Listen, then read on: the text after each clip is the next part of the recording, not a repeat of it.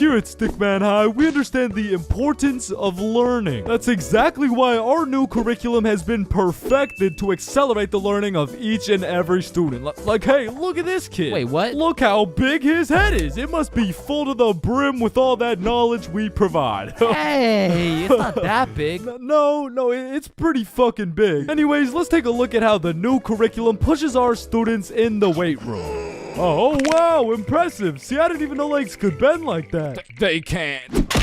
All right, stop recording. Stop the recording. Stop the recording. Stop the recording. All right, Stickman High, welcome to the new curriculum, and let's study those textbooks. All right, class, are we ready to learn about this new curriculum or what? Or, we could just do a kahoot? Hey, that's what I've been waiting for. That's what it's all about. Man, I fucking love kahoots, and I don't study for shit. Bro, I feel like kahoots are the exact equivalent of the good old here comes the airplane trick. Like, yo, you want a Brussels sprout? Aw, hell nah, bro, those are disgusting. Oh, shit. Alright, but here comes the airplane. Hey, Chains, you need to study for this history test. Hell nah, bro, that shit's boring as hell. Okay, yeah, but...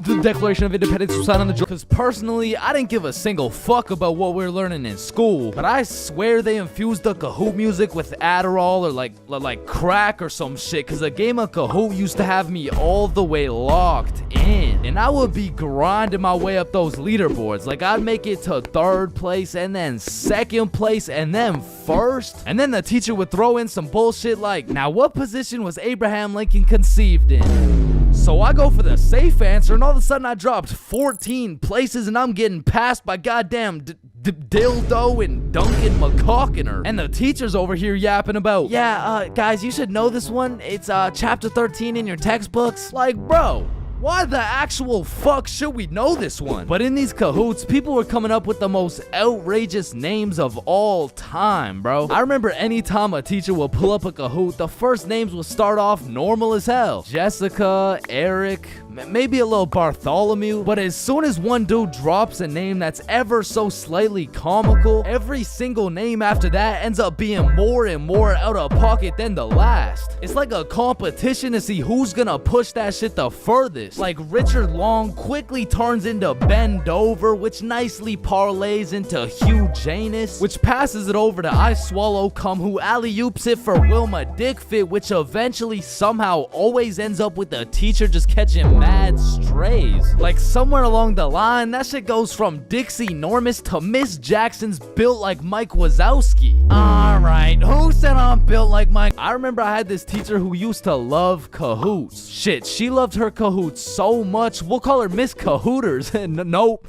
Nah, we're not actually doing that. We're not calling her that. I think we'll just go with Miss Kahoot. You know what I'm saying? I think Miss Kahoot works just fine. And every Friday or so, we would walk into Miss Kahoot's class, and she would have a Kahoot pulled up smiling from ear to ear. Which I'm not gonna lie, was really sad to see. Not because she was smiling, but because I knew in 20 minutes tops, that smile would turn into straight anger, bro. Hey class, happy Friday. We're gonna do another Kahoot because I know it's a class favorite. Just please, everyone be appropriate. DJ Bustanut, are you serious? In my 22 years of teaching, I have never. And I felt bad for Miss Kahoot, you know, like I really did, but it was low-key her fault for running it back so many times. Cause DJ Bustanut just couldn't stop catching these dubs, bro. He was a dog. But nah, I really do feel Miss Kahoot, cause sometimes even Kahoot pisses me off, bruh. Cause picture this, I'm here grinding out these answers, giving it my all, even cheating a little off that one smart motherfucker with the big ass laptop, but I still get a few answers wrong, you know, nobody's perfect. But imagine my pain as I read my screen and find out I'm 76 points behind fucking Sebastian, bro. And I look up at Sebastian and this motherfucker doesn't even know what he's playing. He's just happy to be here and shit. But there's only one feeling worse than being 76 points behind Sebastian, and that feeling always came from the easiest questions. It would be like, oh, what? This is a little too easy. How do you say hi in English? And you're trying to speed run this shit, so you click the first thing that kind of makes a little bit of sense and the answers come up,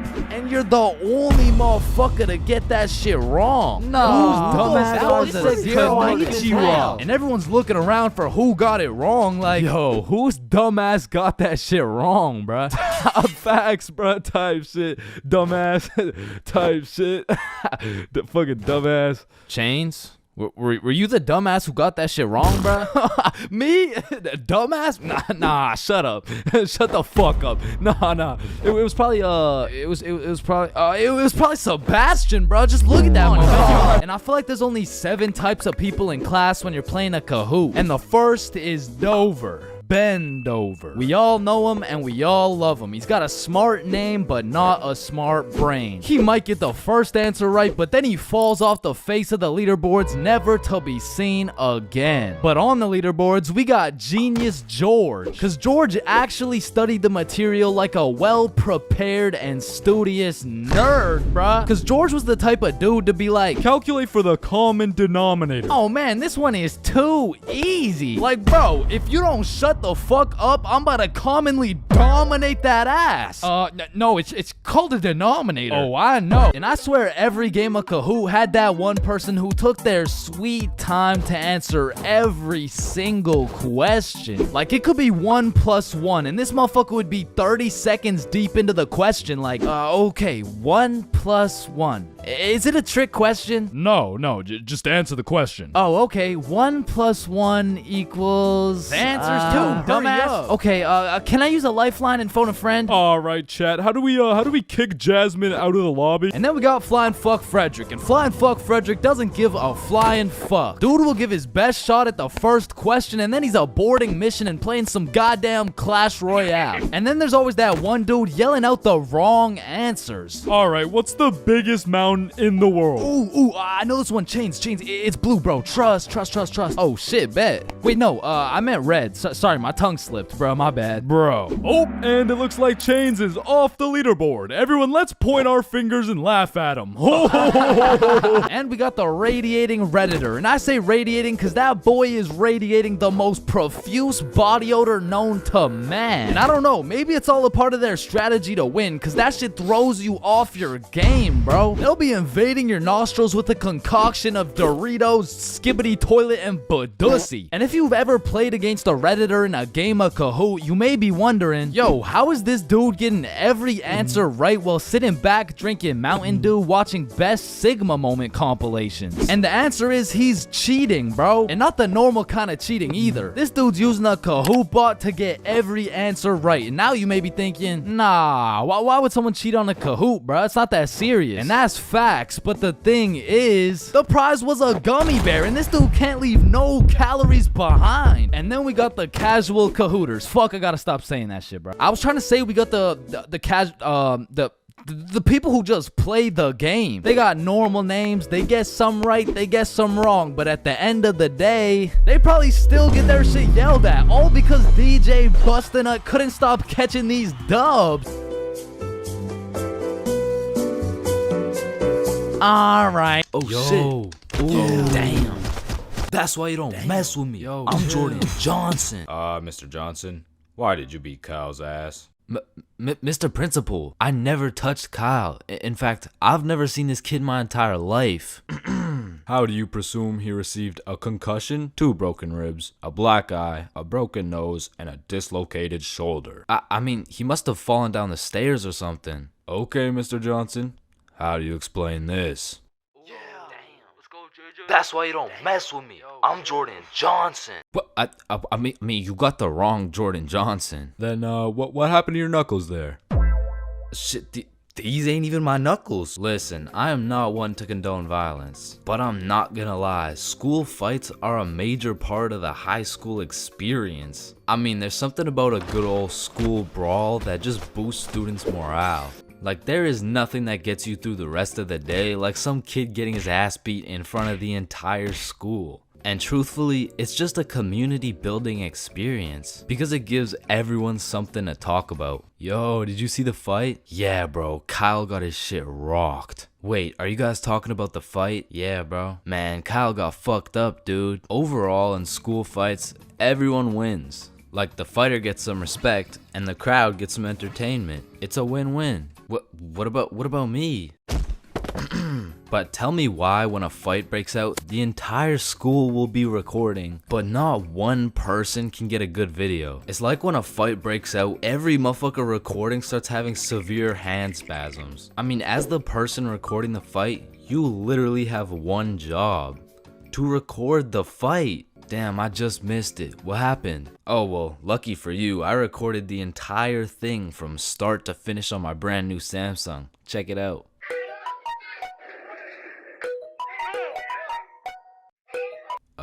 Did anyone else record the fight? Oh shit, yeah, I did on my brand new iPhone 14 that actually records in 4K. Okay, bet. Ooh, oh, damn.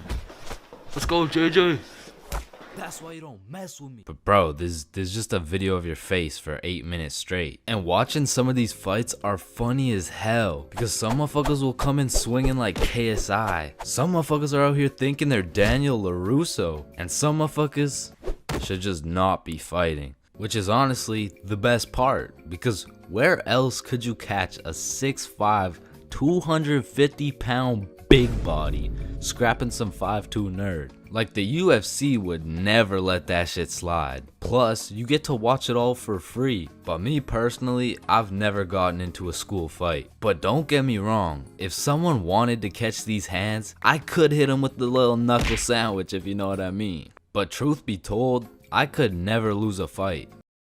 Not because I know how to fight, but because for Bob, shit was on sight. And trust me, you don't fuck with Bob. Bob's got a better record than Floyd Mayweather. And I even heard one time he got into a little altercation with Mike Tyson. All I'ma say is, he dealt with him. But with that being said, we all know that one kid in school who was born to simply beat people's ass. Like, this dude's life purpose was to run people's fade. And of course, I had someone like this at my school. He was the type of dude who had nothing to lose, so he would instigate a fight wherever he could. We'll just call him Jordan. And honestly, he was holding a solid record. I mean, he was probably 12-0. But one day, Jordan picked on the wrong kid. Hey nerd, take off those stupid glasses. And Bob was a man of little words, so Jordan's buffoonery did not faze him. Hey nerd, I said take off those stupid glasses. Hey, stop ignoring me.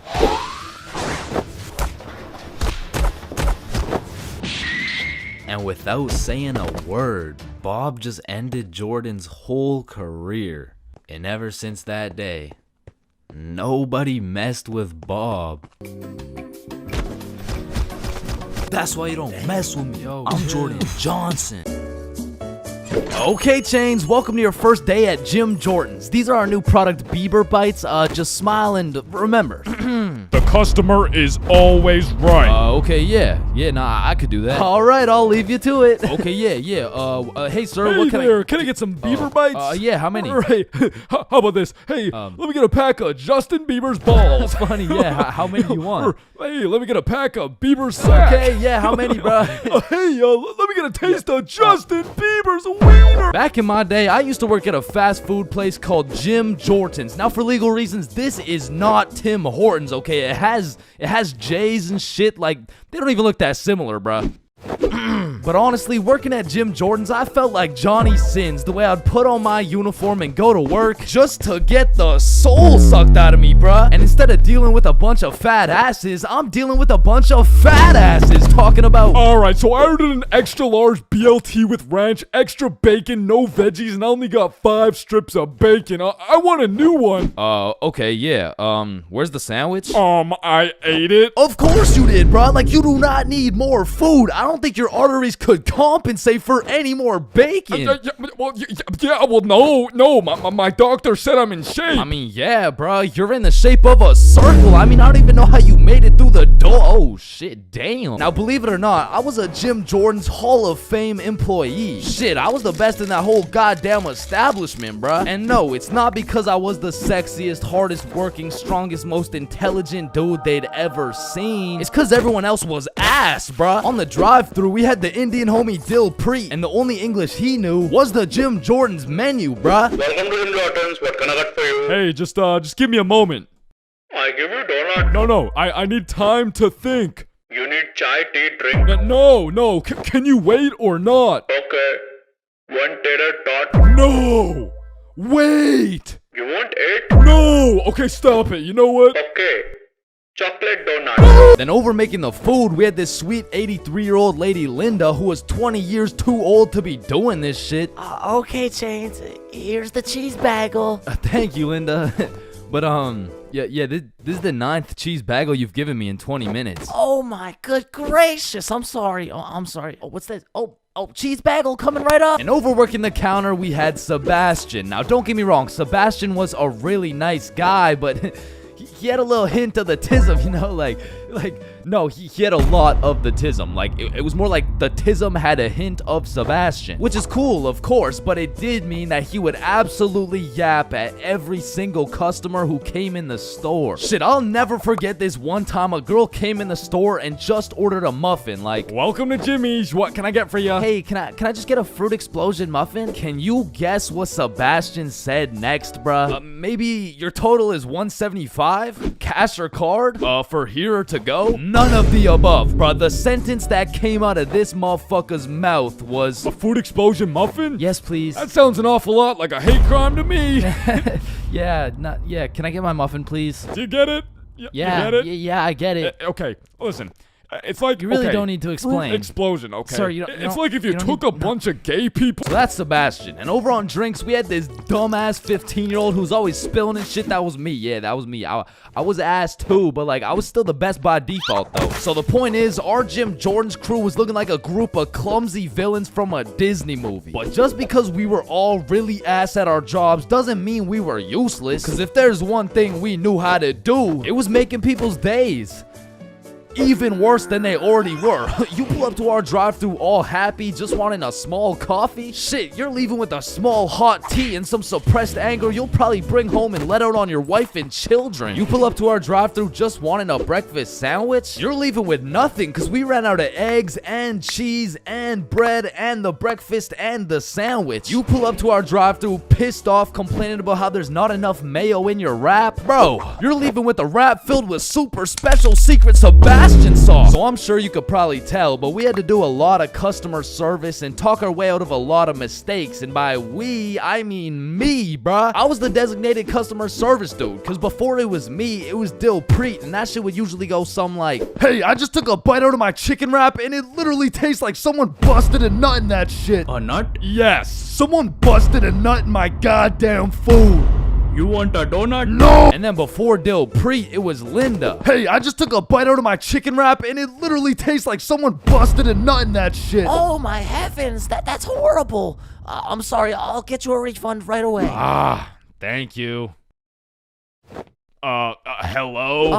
Hello. Welcome to Jim Jordan's. What can I get for you? God damn it. And before Linda, it was Sebastian. Hey, I just took a bite out of my chicken wrap, and it literally tastes like someone busted a nut in that shit. Oh yeah, that was me. Now, of course, our elite Jim Jordan's crew had a manager, Magnus. Now, Magnus was strict as hell, but she would only show up like once a month. But whenever she did show up, she was running this Jim Jordan's like it was the military or some shit. Cause usually I'd be 54 minutes into my 30-minute break playing Clash Royale. But when Magnus was there, bruh, shit, I'd clock into my break, make eye contact with her, shit my pants, and then clock right back out. She was so intimidating that whenever she would show up, I would never spill a drink. Sebastian used real mayo. Dilpreet Preet spoke fluent English, and Linda would be so stressed out she'd forget to forget. She was running this place so much like the military, she had my ass waking up at 4:30 every day. And when Magnus was teaching me to do customer service, she really loved to say, The customer is always right. so of course I listened, but it was low-key a crazy statement, cause honestly, the customer is never right, bro. It doesn't even matter what we're talking about. It could be like, hey, how you doing? Hey, I'm doing good, can't complain. I mean, it's a nice sunny day outside and all.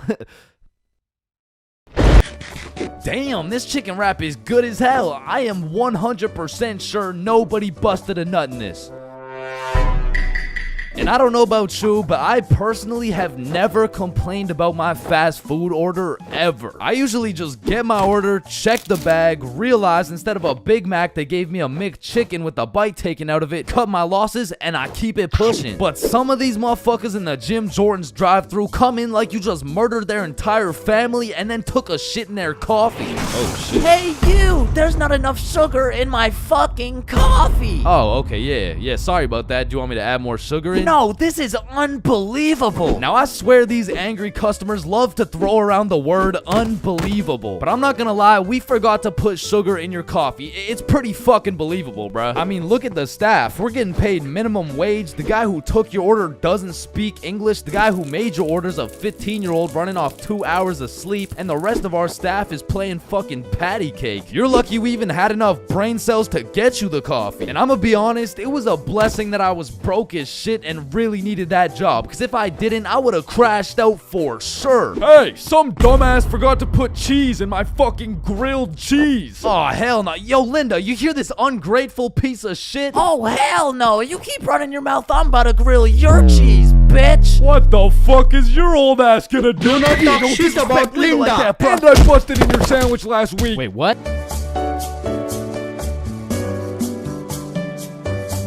Eating magic brownies. If you've ever ingested one of these exquisite delicacies, you would know there's some clear distinctions between eating magic brownies and puffing magic clouds. First off, magic brownies are some dangerous shit, but in like a sneaky ass way. Kinda like how if I knew nothing about raccoons and I saw one chilling on the road, I would be like, aw, that's a cute ass raccoon. I'm gonna go help it across the road and make sure it's safe. Hey, little guy. Fuck. God damn, fuck. You see, that's dangerous, which is exactly like when you see an innocent brownie chilling on the counter waiting to be eaten, and you're like, shit, that brownie's been chilling there for a little bit too long. I'm gonna just clean it up, you know what I'm saying? And shit, the next thing you know, you're laying face down on the floor, 4 bags of Doritos deep while watching Keeping Up with the Kardashians. not that happened to me or something, like, you know. Anyways, secondly, the brownies are made to catch you lacking. I mean, if you've tried edibles, you'll know what I'm talking about. You'll have a good piece, like enough to get you baked, but that shit just doesn't hit. Bro, I really don't feel anything. You probably just didn't have enough. Alright then, let me have some more. Yeah, I got you.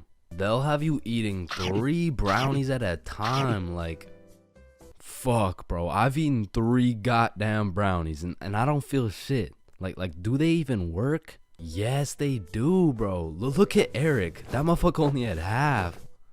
What the fuck? He only had half a brownie? I've eaten 3. Them things can even take up to a few hours to hit. They'll leave you with the good old, damn, bro. These edibles ain't shit. These bad boys will have you seeing rainbows. They'll have you lagging in real life. I mean, shit, if you have enough, they'll have you out here talking to Pop Smoke. And the thing is, the magic clouds will introduce themselves to you before they hit. But the fucking magic brownies be coming out of nowhere on some Randy Orton shit, leaving a motherfucker RKO'd out of nowhere. And I'm telling you, there's something about edibles that be changing your settings. Like, that bitch lowers your FPS, changes your render distance, and maxes out your sensitivity. I mean, one time I gobbled down a brownie, And when I touched a blanket, I felt every bristle, every microfiber, and every single atom in each microfiber. I mean, it was really a blessing and a curse, because every time my shirt would wrinkle, I would take 1 HP. But at the same time, a bowl of ice cream had me bustin', bro, because magic is some powerful shit. Like one time a good friend of mine got fooled by the good old, these edibles ain't shit, let me pop some more. And when those edibles hit, they changed every setting this man had. Yo, Robert, you okay? How you doing, bro? ¿Quién es Roberto? ¿Quién verga eres tú? ¿Y quién eres tú? ¿Dónde estoy? Hold up. Does Robert know Spanish? No, bruh. That motherfucker only knows English. Shit, Robert ended up legally changing his name to Javier. And that motherfucker moved to Barcelona. He just never came back. So like I said, those magic brownies are powerful, and you can do with them as you please, but remember, with great power comes great responsibility. Listen, bro, in this world, there's levels to clout. You could get yourself some Instagram followers, you could stack up a few bands, you could even be famous, but there's only one spot in life that is superior to the rest. A spot so glorious and sought after that they are idolized like no other. It's me, I've got the infinite money glitch. Come on, Jimmy, you know it's me. I need a max win. Man, shut the fuck up, Drizzy. I'm literally Kanye West. Nah, but I'm the top G. Alright, little bro, let's go band for band then. It's me. But I'm the fastest kid in my school. Bro, I don't know who decided speed would be the deciding factor for who's the king of the school, but all I'ma say is that motherfucker's the GOAT, bro, because I was the fastest kid in my school. I was clapping everyone in races, I was breaking track records, and I had all the 9-year-old baddies, man. I wish I could still pull like that. Alright, it's just a miscommunication, you know, like when I say 9-year-old baddies, I didn't mean like... Explain it to the judge, buddy. Sick fuck. And because I peaked in elementary school, come with me and we'll take a look back at some of the first years of our lives and maybe some of the best, am I right? Kindergarten. Coming into kindergarten, kids were either excited or terrified as fuck for their first day. I mean, I would be pretty fucking pissed too if I knew this was the beginning of me being locked up every day for 13 years. But kindergarten was funny as hell because these kids had no clue what was right and wrong, so they'd be saying the most outrageous shit for no reason at all, bro. Hey, buddy with the hat, can you pass me the skin color crayon? I mean, at this age, kids were just walking NPCs, and I can't even blame them. I mean, they haven't developed consciousness yet, bro. Like, at this age, recess consisted of catching bugs, playing on the monkey bars, and fucking eating sand. And I've talked about the high school bathrooms and all the wild shit that happens in there, but to be honest, the elementary school bathrooms blow that shit out the water, bro. Because these kids aren't hitting vape tricks, no, they're hitting toilet trick shots, trying to set some world record for the farthest piss taken from the toilet. And let's just say even Stephen Curry couldn't splash that 3-pointer, so essentially, motherfuckers was just pissing on the ground. Like, you need to walk into that bathroom 110% alert, or else the next thing you know, you're getting that R. Kelly treatment, bro. And I remember my kindergarten had those green, yellow, and red cards to show how good you were that day, but there was always that one kid with the permanent red. I'm talking the teacher didn't even bother to change his shit the next day, because everyone knows as soon as he walks into class, he's doing some fuck shit. For me, it was this kid we'll call Dennis, because he was a menace, bro. He was always loud, always throwing shit, but besides being a menace, he was also a truth speaker, a fact spitter, for better or for worse, because this little guy had no filter. Okay, Leah, you're up first for our show and tell. Okay, I brought my favorite painting of mine, this right here, this one's me, and this is my dog, Peanut Butter. That shit is ass. Dennis, what did we say about saying the truth out loud? I mean, not the truth. I'm talking about, like, he was the only dude I knew who could talk over the quiet coyote. I mean, to this day, if I see one of those things, I just can't I just can't talk over it. I mean, maybe he's gonna eat me, I don't fucking know. But there was one thing that could shut Dennis up, and one thing only. boy-girl seating arrangements. Dennis always had so much to say until you put him beside Isabel and Leah, and all of a sudden it's like, hey, what are you drawing? Nothing. Aw, is that your dog? Maybe. Shit, he's just like me for real. Like to this day, you know? Oh shit. And then we go outside for lunch, and don't get me wrong, eating sand for fun was great and all, but as kids got older, everyone started to play games, some of which consisted of tag, manhunt, soccer, basketball, grounders, red ass, kickball, jump rope, tetherball, and what is possibly the most goated game of all time, Foursquare. This game was legendary, bro, but this shit used to get heated as fuck. I mean, kids were making truces, making whole clans, and that right there was real beef. Like, if you caught the ops lacking at nap time, it was on sight, bro. Psst, what? Oh, no, wait. You're a poopy head. But man, crushes were everything in elementary school. Like, if you told anyone you had the smallest crush on a girl, word's getting out fast, and the entire class is gonna be organizing a wedding for tomorrow. But some kids just didn't use their words, like this one girl in my elementary school who most definitely had a crush on me. I mean, once again, I was the fastest kid in my elementary school, so... As I was saying, this girl had a crush on me, but she didn't like using her words, so essentially, she just like...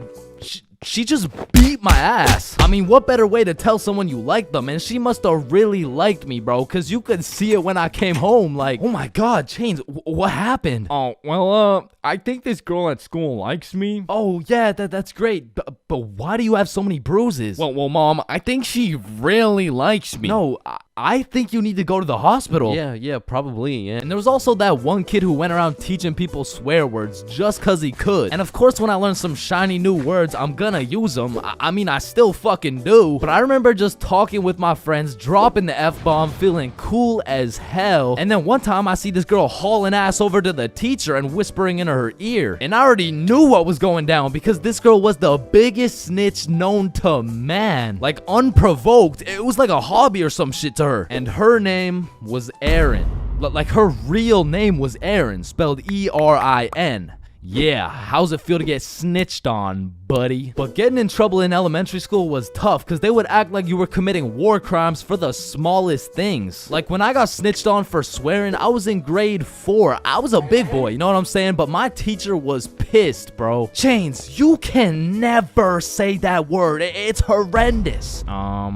What does horrendous mean? It's not good, okay? Aw, shit, my bad. Chains! Oh, sorry, it's just stuck in my fucking brain. Chains, cut it out right now or you get detention. Okay, I'm sorry. I'm sorry, motherfucker. What? And I'm not gonna lie, the most cursed part of elementary school was the talent shows, bro. Because the teachers expect you to be all quiet and serious and shit, but it was literally a real life try not to laugh. Like, how am I supposed to be serious when Jimmy's up there shitting out Minecraft parodies like it's comedy gold? I mean, at my school, it was less of a talent show and more of a come on stage in front of the entire school and do whatever the fuck you want for 10 minutes type of show. And man, that shit was brutal. It was like watching paint dry.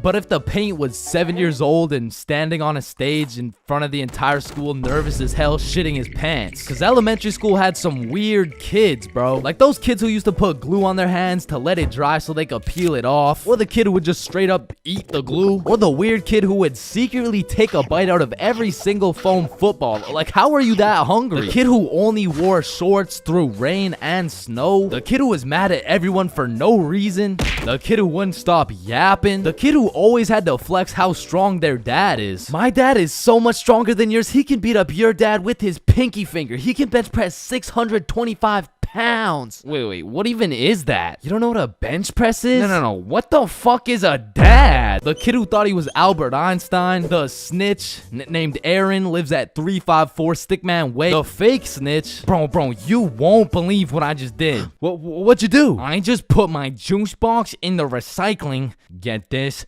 With the straw inside. I'm telling the teacher. Bro, chill. Teacher. Jackson. Yeah, can I go to the bathroom? The teacher's pet named Aaron, E-R-I-N, postal code 3310. And of course, the fastest kid in the school. You know what I'm saying? That was me. I was him. I was the fastest kid in my... If you saw this video, you would know my very first time drinking, I got both high and drunk at the same time. But my first time being drunk takes place back when I was like 14 or 15. And this story takes place at my grandma's crib. No, listen, I know that sounds bad, but like, I mean, it's pretty bad. So the story starts with me and my brother pulling up to the family function. And right off the bat, we notice the chill cousins are nowhere to be seen. So instantly we can tell it's gonna be a long night of engaging in conversations about school, sports, my lack of ability to pull bitches. And about 5 minutes after arriving, you know, I'm just doing some good old small talk. Oh, hey bud, how's school going? Oh, you know, it's going. And how's sports going? Yeah, the sports are good. Nice. So the weather lately, huh? And then after about 20 minutes, me and my brother are just getting our shit flamed by every member of the family. No wonder you can't get a girlfriend. You're ugly as shit. Damn, that was just mean. And don't get me started on you. You had a 3-year head start and still can't get any bitches.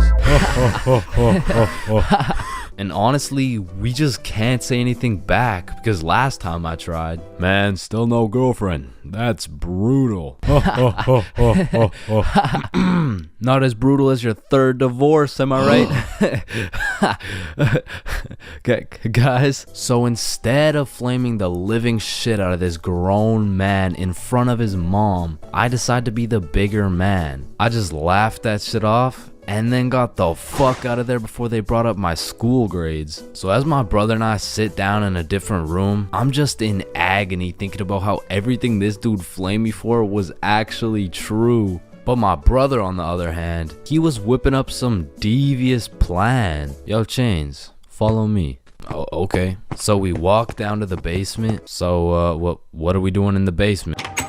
He opens a cupboard full of alcohol. Bro just cracks the seal on some vodka and starts downing that shit. Now, usually I would know this is a bad idea, but to be honest, I just got done getting my entire existence shit on by my own family. So I'm really just trying to drink my pain away at this point. I mean, we were passing that bottle drinking like rent was due and the wife was taking the kids. So with that being said, we got a little hammered. And keep in mind, this was my first time being drunk. So as soon as I stood up, I ate shit. It was like I had to relearn the controls of life. But we had to get out of the basement or else we'd look suspicious. So our drunk asses plug walked our way up the stairs. But we were trying to act as casual as possible. So we sit back down with the rest of the family like we didn't just down a bottle of vodka. And me and my bro were just sitting there looking at each other trying not to laugh.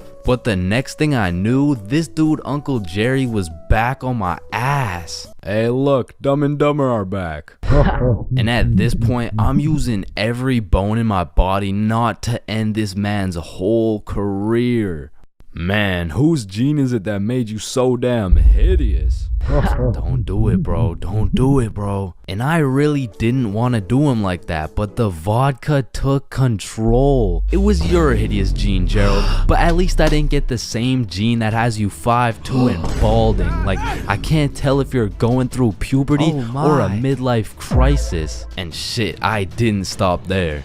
And Joe, I don't want to hear you talking. You're built like Baymax from Big Hero 6. What the fuck is Big Hero 6? Mom, I love you. Karen, sit down. Your mac and cheese tastes like ass. And Bob, you're literally a registered offender. Grandma, I love you. Bernard, your hairline looks like it's social distancing from your eyebrows. And Irene, how are you 47 and still work at McDonald's and you got no drip? Come on, bro, friendly fire. Oh shit, you're right, my bad. Needless to say, I was handing out smoke to everybody. Something in that vodka turned me to a demon. And I guess since everyone was mad at me for dissing the entire family, they never knew I was drunk as hell. But in the end, I did feel really bad for roasting my entire family tree. But ever since that day, everybody stopped flaming me, so it was worth it.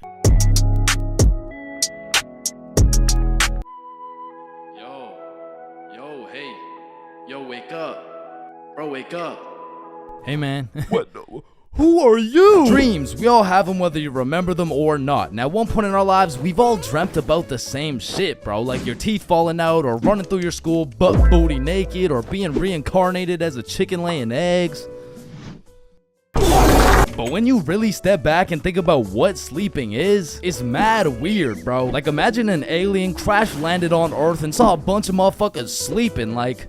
Yo, why is everyone dead? Oh, no, they're not dead, they're just sleeping. Man, what the fuck is sleeping? Yeah, so basically they just play dead for 8 hours and live false realities in their heads and shit. Strange. Yeah, like, you see this guy? He's probably dreaming about sunshine and rainbows. Get down! Or you see this dude? He's having a nightmare for sure. Oh, and this dude? Yo, this dude's definitely fucking, bro. Damn, that's crazy. Now, we all know there's only 3 questions in life that have yet to be answered. What's the meaning of life? What's Obama's last name? And why do we dream? Dude, it's all your subconscious talking to you, man. You just gotta find the true meaning of each dream, dude. Bro, what the actual fuck could this possibly mean, bruh? You're autistic. Anyways, the craziest part about dreams is the fact you're the one telling the story and you're the one listening to that shit. My dumbass still falls for the plot twist every time, bruh. I'll never forget this one dream I had back in grade 6 where me and my 2 homies were walking. Don't know where, don't know why, but as we're walking, a dude in a big white van pulls up talking about, "Hey, if you kids come in my van, I'll give you some candy." shit. I mean, I'd come in your mouth for the whole bag. So obviously, we hop in, and the driver looks absolutely cracked out, talking about, "Hey kids, eat this candy." and so we unwrap this piece of candy, and it's literally just a razor blade, bro. Like, he didn't even try and hide that shit. Nah, I think I'll have to pass on this one. Alright, okay, then eat this piece of candy. Nah, this is a perk 30. You got any Reese's cups? Yeah, nah, I got Reese's cups, here. Sir, this is just a Glock covered in peanut butter. Alright, fine, take this. Shit, okay. So we eat this unsuspicious looking candy and instantly start tripping balls, bruh. Like, the van is deforming, we're seeing rainbows and shit, and worst of all, we see this big ass grin on the driver's face. And I don't remember exactly what he said, but he said some crazy shit like, "Get ready, I'm coming for them cheeks." Nah, it was more like "Looks like your private square just went public." okay, no, that wasn't it either.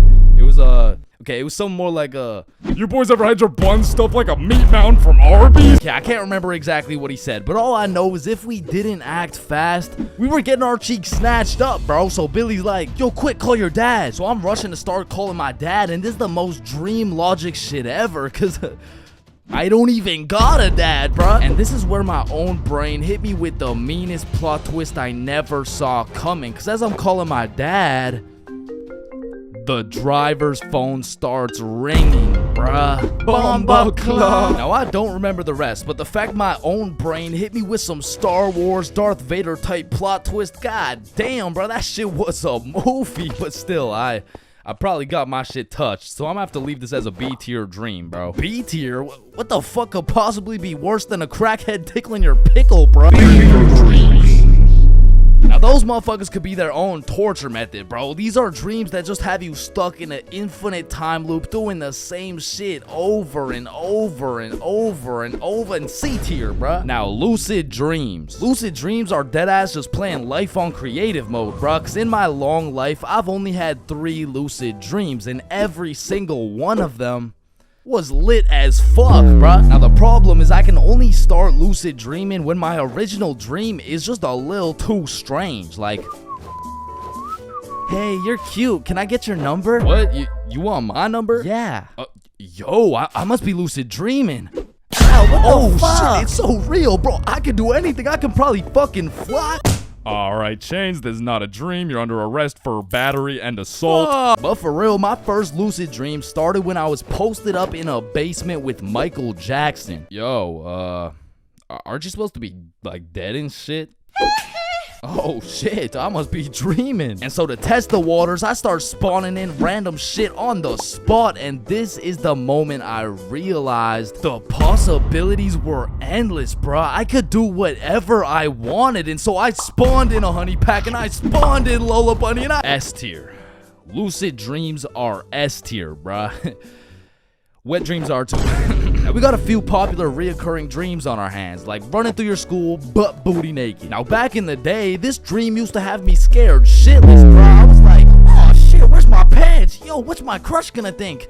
What are the boys gonna say? But ever since graduating high school, that dream has me scared even more shitless, bro. Cause now it's like, oh shit, yo, what's the police gonna think? Let's punch your back. Bro, what's the judge gonna say, bro? Shut the fuck up. Fucking C tier. Teeth falling out, B tier. Random adventures with your homies, A tier, bro. Me, Bob, and Billy have fought bears together. We've been to the nether. We've even fucked around and ran a 3-man on the Totally Spies cast. Like, these dreams are so lit that when I wake up in my raggedy old lonely ass bed, I be trying to go back to sleep to continue the plot, bruh. Look who came back for that meat mountain, boy. Oh, hell no. You better run. Bruh, I'm trying. Now, trying to run in your dreams, man, this shit really pisses me off, bro. Because I never told anybody this, but I was the fastest kid in my elementary school. So when I'm dreaming and I got 2 hordes of zombies, Michael Myers, and fucking Diddy himself chasing after me, tell me why my ass starts running like the fastest kid in the special needs class, bruh. So trying to run in your dreams has got to be C tier, right next to all the common shit like falling, drowning, losing your phone, explosive diarrhea all over your bed. Damn, bruh, shitting your pants, fever dreams, and being butt booty naked around a bunch of minors is C tier.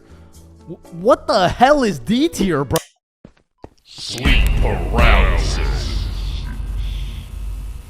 This might be the scariest thing that can possibly exist, bruh. You're telling me at 4 a.m. I could open my eyes, unable to move, while struggling to breathe, and start seeing demon shadow figures while hearing screams in the distance, bruh. Fucking Z tier, bro. What the fuck? Now I'm grateful I never had to experience that shit, cause the fact that while you're paralyzed, you'll start to see the scariest thing your brain could possibly imagine is beyond me, bro. Knowing me, I'd be there enjoying my beauty sleep, dreaming of me and the boys playing fucking Mario Kart or some shit, and I would open my eyes stunned, unable to move, when slowly a devious creature begins revealing itself out of the closet, casting a shadow over top of me until I can see exactly what it is. Looks like someone ordered a meat mountain.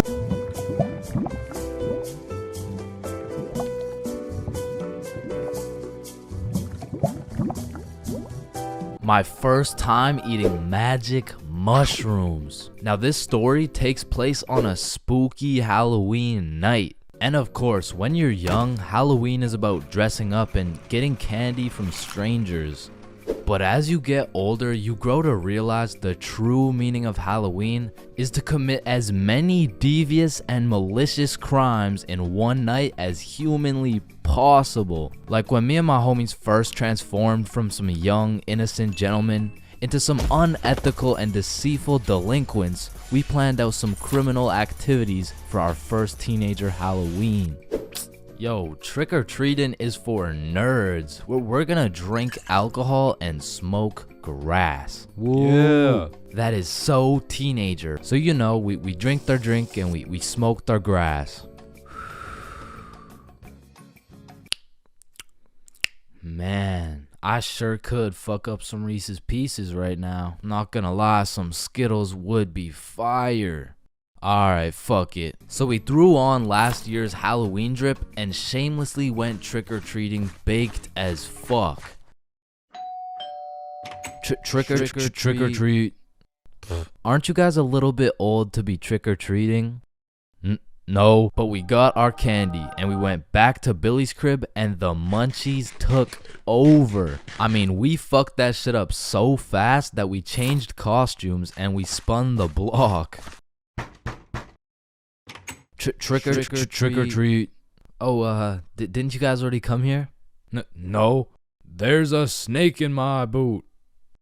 So all Halloween, me and the gang pretty much just ate chocolate. But by the time next year rolled around, okay, this Halloween is going to be the best Halloween yet. But how can we top last year? Yeah, we already smoked grass and ingested alcohol well underaged. Cause I got these.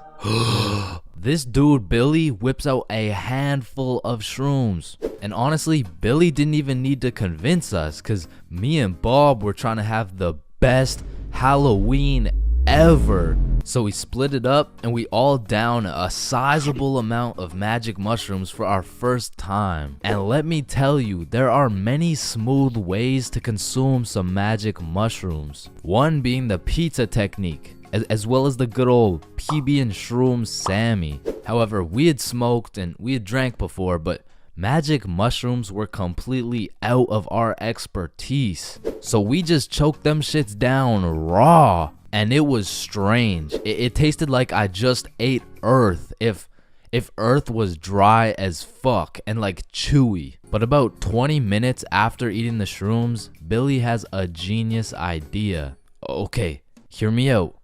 We go trick-or-treating, collect some candy real quick, and come back. So when these mushrooms hit, we can be eating good. Okay.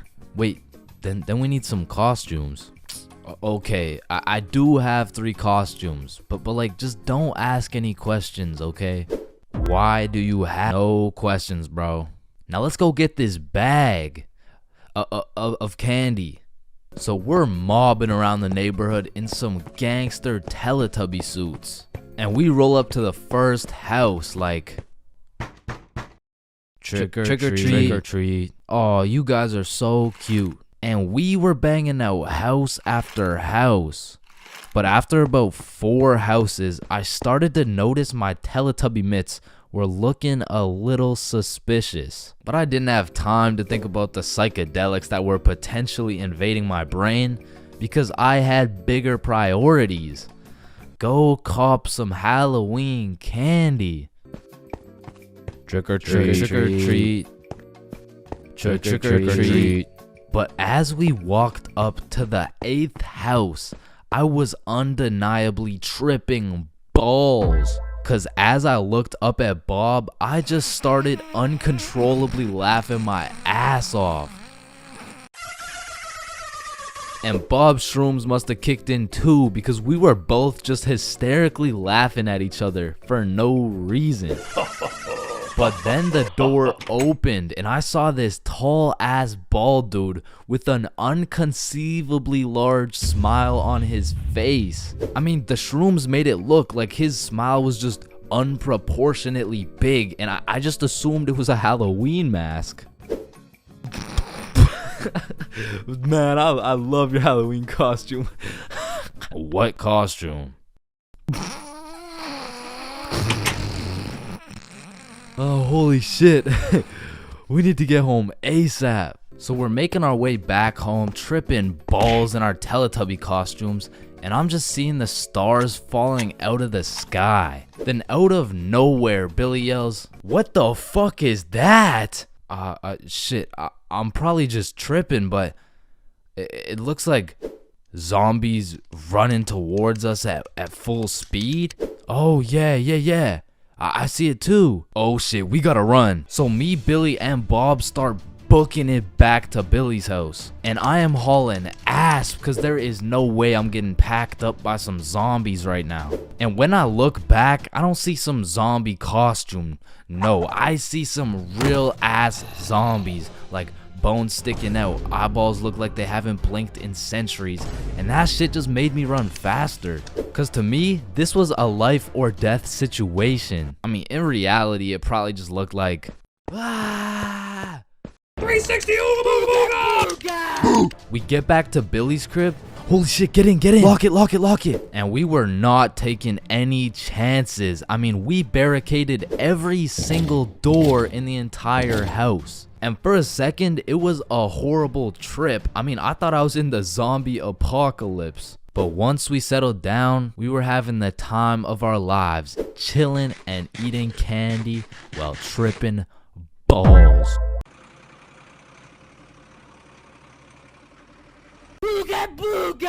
Billy is one of my closest homies, and we've been friends ever since we were little kids, and for as long as I can remember. But Billy's been a dumbass, bro. I'm talking he's slightly retarded, you know what I mean? And everyone knows Billy for just two things: always making the absolute worst decision possible, and always having the best stories, bro. Like, statistically, this motherfucker should have died 61 different times already, bro. Nah, I got plot armor, bro. Bro, no you don't. I do. Man, shut the fuck.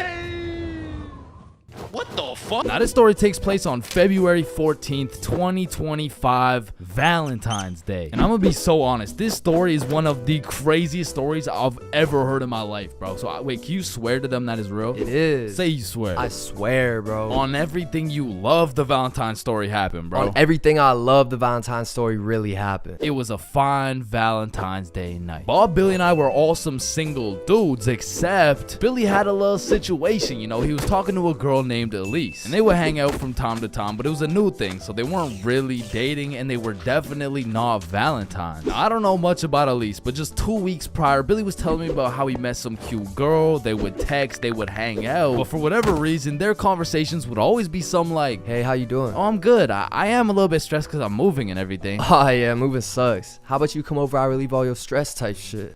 Billy, I really like you. I like you too, Elise. But I think you might be a whore. Wait, what? Like, you're most likely a bop. Okay, wait, I mean, you're like, definitely a fuckboy. Okay, chill now. I've never fucked a boy in my life. So keeping that in mind, we were all single, and this Valentine's happened to land on a Friday, and because of this, we going to the club. yeah. Yeah. So the plan was simple. We go to the drink store to get something to pregame, go back to my house, and then hit the club, fall in love, and live happily ever after. Now, the problem was Billy was stuck working a 9.5-hour shift until 10 p.m. Now, he was the pizza delivery guy for a chain we'll call Big Caesars. So he's doing his thing, delivering those Valentine's pizzas. Well, me and Bob decided that we would go get the drinks now and meet Billy back at the crib once he's off work. So we hop in the car, we get to the drink store, and at this point it's 9:30 p.m. And so Bob calls Billy to ask what he wants. No answer. I call him. No answer. We both text him. Nothing. Now, this was strange because Billy usually responds while he's working, but we shrug it off. We go inside the store and get Billy his go-to bottle, Tennessee. So we go back to my house and get to my room at about 10 p.m. and still no word from Billy. So we're waiting for a good 20 minutes, and then I get a text message from Billy. The craziest shit ever just happened. So I'm like, what happened? Bro, it's so crazy, I need to tell you in person. So Billy whips it over to my house, kicks down the door, and instantly starts breaking down the craziest plot I've ever heard, bruh. Yo, listen, this story takes place 1 hour ago. It was 9:30 p.m. and Billy was finishing up a long 9.5-hour shift with his very last delivery of the night, but the problem was his phone was on 1% and he didn't even have a charger. So Billy locks in and memorizes all the directions to get there right before his phone dies. So from one side of the city, Billy goes 100% straight off the dome to the other side of the city for his last delivery on this fine Valentine's Day night. Billy hops out the car, walks up to the house, knocks, and they open the door. Hey man, happy Valentine's Day. Oh, thank you. Thank you so much, but I didn't order a pizza. Oh shit, are you sure? Gerald, did we order a pizza? Fuck no. Yeah, no, we didn't order a pizza. I don't know. It says a meat lover's pizza for 3516. Oh, honey, no, this is 3416. 3516 is all the way around the back of the cul-de-sac. Oh, okay, thank you. Have a good night. So Billy's walking for a good 8 minutes to get to the back of the cul-de-sac where at last he finds 3516. He walks up to the door, knocks, and a fine-looking woman in her 40s opens the door holding a vape, and Billy sees a little potential here. Hey, happy Valentine's Day, man. Oh, thank you. Of course, beautiful. How's your Valentine's Day going? You know, it's okay. Why's this okay? You ain't got no special plans? Well, honestly, my husband's out drinking at the bar, so... Bro, this was the perfect situation for Billy, bro. There's so many things he could say to make a move right here, and out of the infinite combinations of words he could put together, he says... Well, a man's got to drink, you know? Yeah, okay, yeah, well, anyways, here you go. Keep the change. Have a good one. Billy fucking sold, bruh. He missed a wide open layup, and as he turns around to head back to his car in shame, Billy gets an idea. A genius idea, if I do say so myself. So Billy turns back around, walks back up to the door, and knocks again. Hey, what's up? Hey, so my car, like the pizza car, is on the other side of the cul-de-sac. So if there's any way I could cut through, it would save me like 10 minutes. Yeah, of course, come in. And this motherfucker just got his own rebound off the backboard, bro, but he only has 60 seconds on the shot clock to make a move, and so he starts breaking down that professional barrier. So what's your name? My name's Angelina. What's your name? My name's Billy. Wow, you have a very beautiful name. And you have a very beautiful smile. Oh, thank you. Holy fucking shit, he was cooking, but they had made it to the basement, meaning he only has 30 seconds left before he's back to the cold, lonely outside world. So Billy cooks up yet another genius play. Angelina, I really hate to ask, but is there any way I could charge my phone real quick? Like, I just need to get it to like 5%. Of course, honey, sit down. It's no worries at all. This motherfucker Billy did it again, bro. Now, I don't know if it's because she just wanted some human connection on his Valentine's night or she was genuinely just being nice, but this motherfucker's now in a position where he's posted up on this woman's couch in her basement at 10 p.m. on a Valentine's night. Yo, what flavor is that? Oh, it's mango ice. It's my favorite. Damn. You think I could take a hit? Only if I could hit yours. Oh, shit, I bet. So as these two fiends are bonding over a little nicotine addiction, Billy's like, so you said your husband went up to the bar? Yeah, he did. To be honest, it kind of hurts because like it just sucks to be alone on Valentine's Day, you know? Yeah, 100%. I feel you. I don't got a Valentine either. Type shit. Now at this very moment, Billy's about to shoot a shot farther than a three-pointer, farther than a half-court, full-court football field. This was a blindfolded shot from Mars by a 6-year-old kid with Down syndrome, bruh. I mean, shit. We could be Valentine's tonight. Oh, that's so sweet, but my daughter's upstairs. Ha, shit, yeah. I get it, but like this couch low-key spacious though. I mean, it's not that spacious. Please? Billy, you're funny. Now at this moment, Billy's 0 for 3 with these shots. I mean, the defense line was tough. She's got a whole husband and a daughter who's just posted upstairs, probably waiting for that fucking pizza. But to be fair, Billy was still on the court, but his phone was already at a good 3% charge, so he needs a game-winning shot right now, and so he reaches deep into his bag. I'm talking middle school years. He pulls out a shot I never thought I would see in the big 2025. This flavor's fire. Yo, let me show you a new trick. Yeah? What is it? Alright, so it's called a transfer. Basically, me and you just transfer the smoke. Okay, teach me. You gotta come closer though, alright? This motherfucker Billy switched the shot, bro, against all odds. Just 15 minutes ago, he was some bum delivering her Big Caesar's pizza. All of a sudden, now she's hot and ready, bruh. And so Billy's making out with some random dude's wife for a good 5 minutes. Then she's like, is your phone charged? Yeah, I appreciate it. You know, let me charge everything. Of course, honey, it's my pleasure. Alright, I'm gonna text you. Okay, drive safe. And Billy leaves this married mother's house after making out with her as the fucking pizza delivery guy. Bro, what the fuck? Billy, are you dead ass? I swear to God. Bro, that story is fucking insane. I mean, shit. I'm not done, bro. Cause if there's one thing that Big Caesar's taught Billy, it was how to deliver, bro. So he takes the receipt, boom, takes her number down and texts her. So he drives back to Big Caesar's, goes in, clocks out, hops in the car, drives home, goes inside, showers up, gets out the shower to check his phone.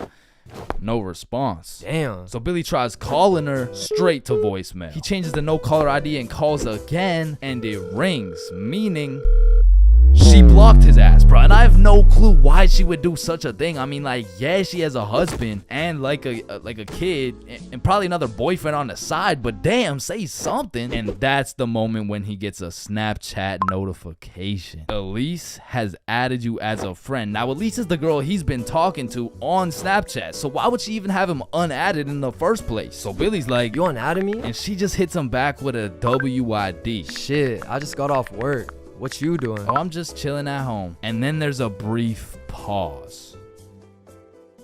Do Do you know whose house you were just in? Do I know whose house I was just in?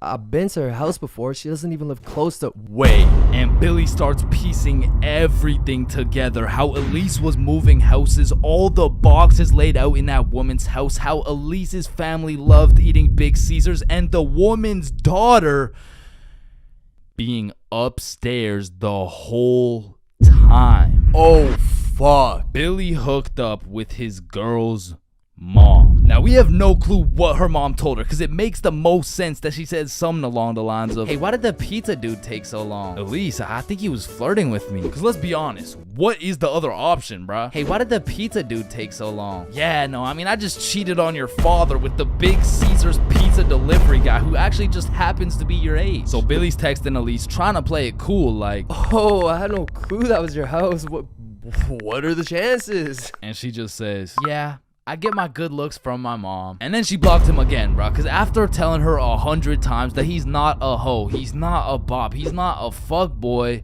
I accidentally hooked up with her mom, bro. Billy, you know I gotta make a video about this, right? Yeah, I know.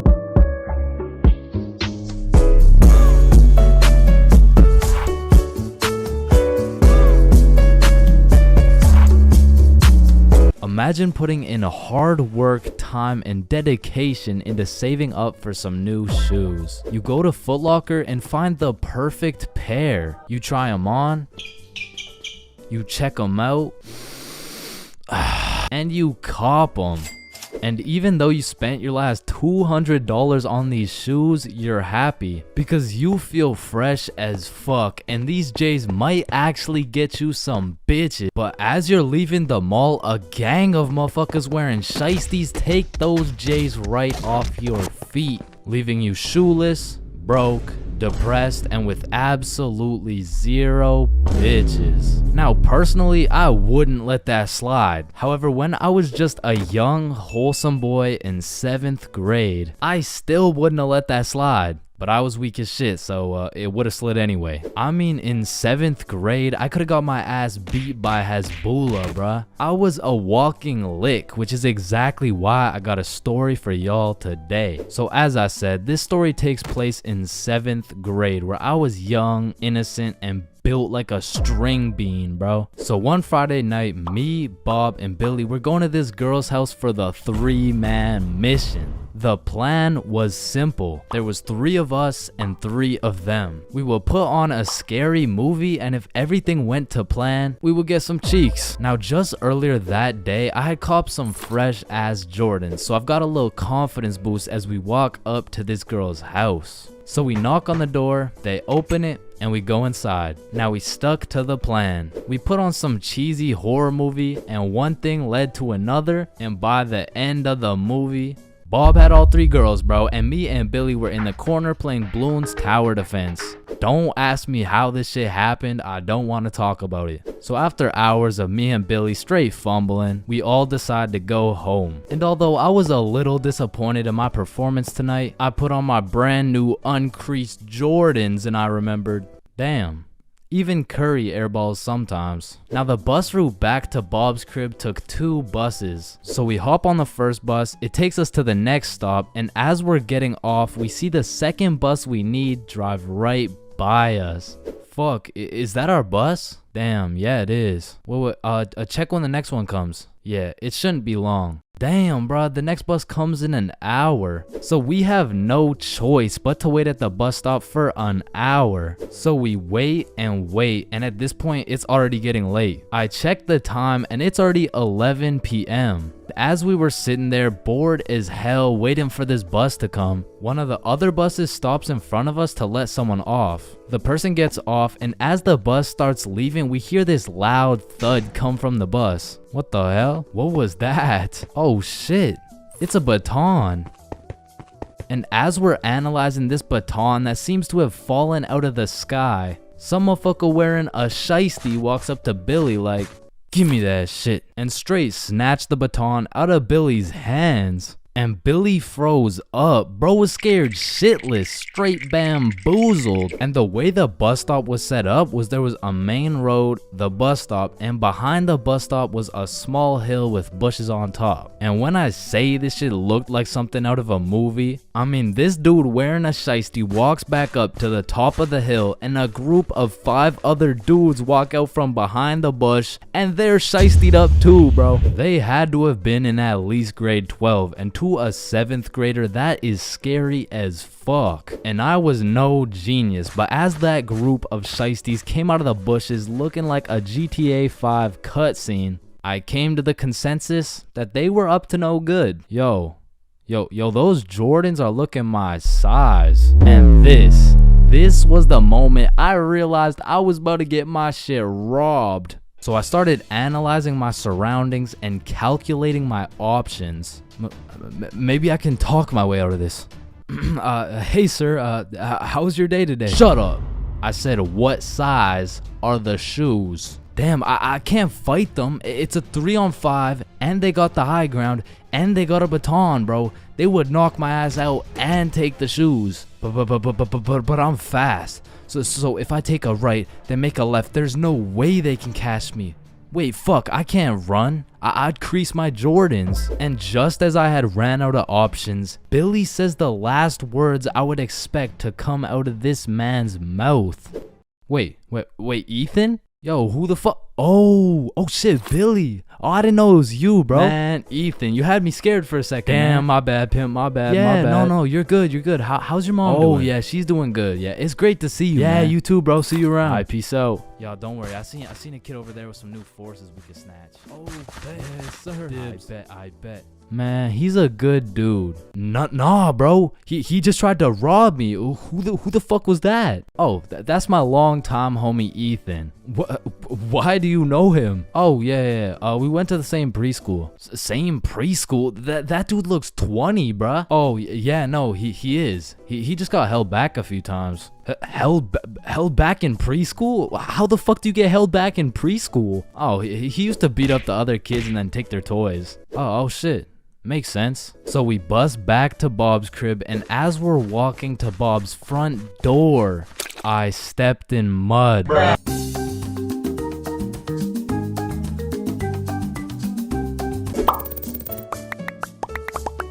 Yo, I just got robbed by a gay homeless dude in Japan. Who's with me? You know, like anyone. Anyone. Yo, is this not relatable? Bro, ain't no fucking way. Nah, bro. How the fuck does that even happen?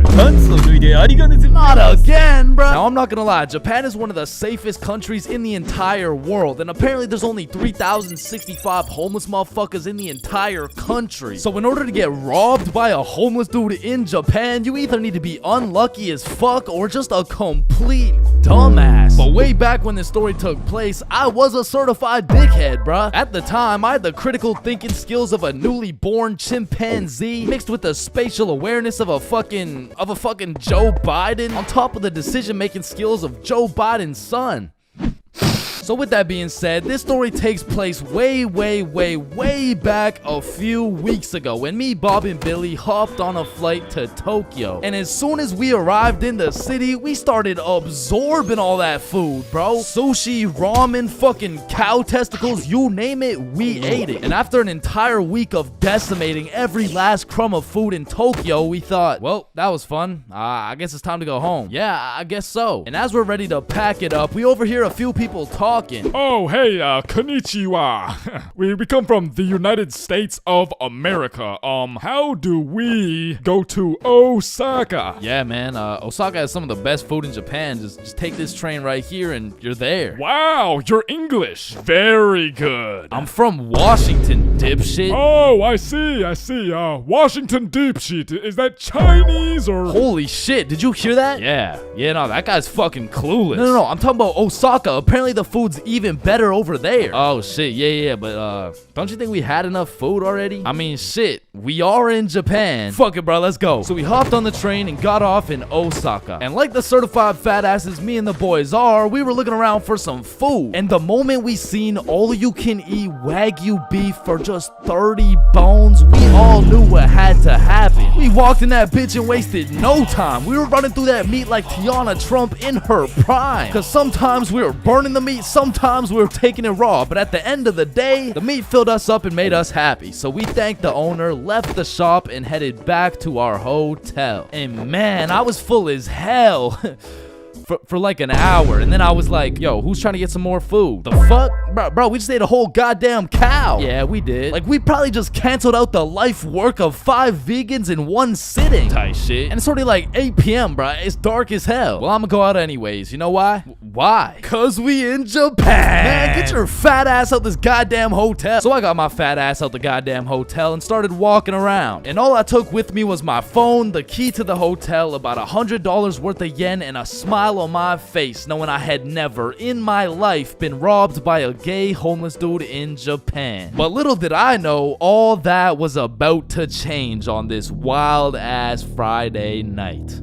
Now, if there's one thing I learned about Japan, is that everyone there is very kind, extremely polite, and a raging alcoholic. I'm talking they clock out of work at 6 p.m. and they clock into the bar at 6:02, and they don't leave until...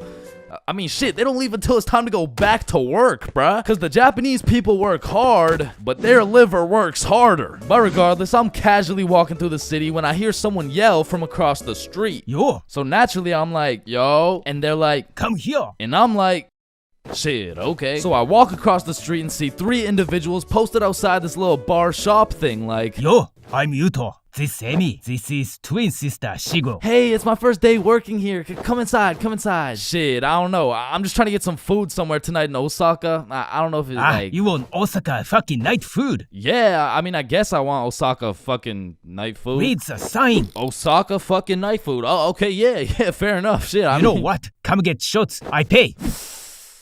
Shit, we in Japan. So they take me inside and everyone there is just happy as fuck. They got Rihanna playing on the speakers, dudes bringing out shots, and the chef was turning up so hard, dude started twerking, and damn, that boy was cooking.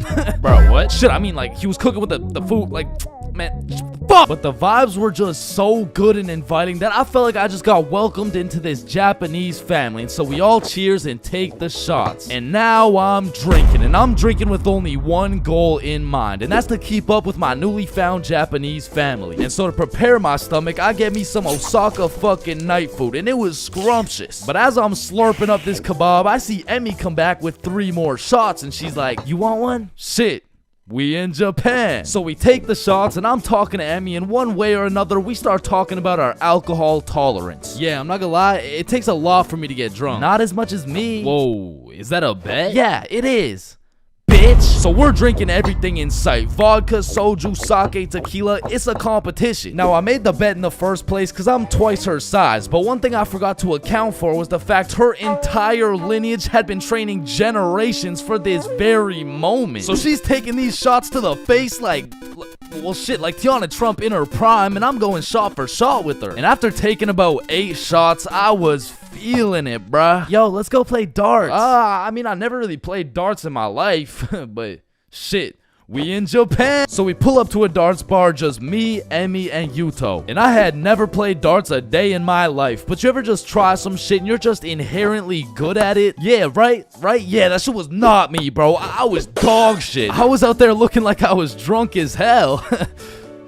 I was drunk as hell, because in order to play, each person had to buy a soju. So now I'm about 12 shots deep, throwing darts, trying to hit a circle the size of a pea, while this little Japanese girl's pushing me and shit. Because to her, this was a game. To me, this was survival. Because every time you lose, you gotta take a shot. And if I keep taking shots like this, these shots about to start taking me, bruh. And sure as hell, I lost the first game. I took my shot, and Emmy's like, how drunk are you right now? And I can't let her know I'm losing this bet. So I'm in that bitch like, drunk? Nah. Shit, where I'm from, we brush our teeth with a bottle of Jack. Okay, then loser takes 2 shots. Yeah, let's do it. So one thing leads to another. Now I'm 16 shots deep, and Emmy's like, I'm gonna go to the washroom. I'll be right back. And then Yuto's like, yo, Chains, we must talk. Oh shit, yeah, what's up? Now Yuto had a strong accent and very limited English, so it really went something like, Emmy, bomburu. Huh? Emmy, have bomburu. Yo, Yuto, no, I don't speak Japanese, dog. No, Emmy, use bomburu. Swipe left, swipe right. Bumble. Oh shit, Emmy uses Bumble. Okay. Yes, and she texts the Bumble guy.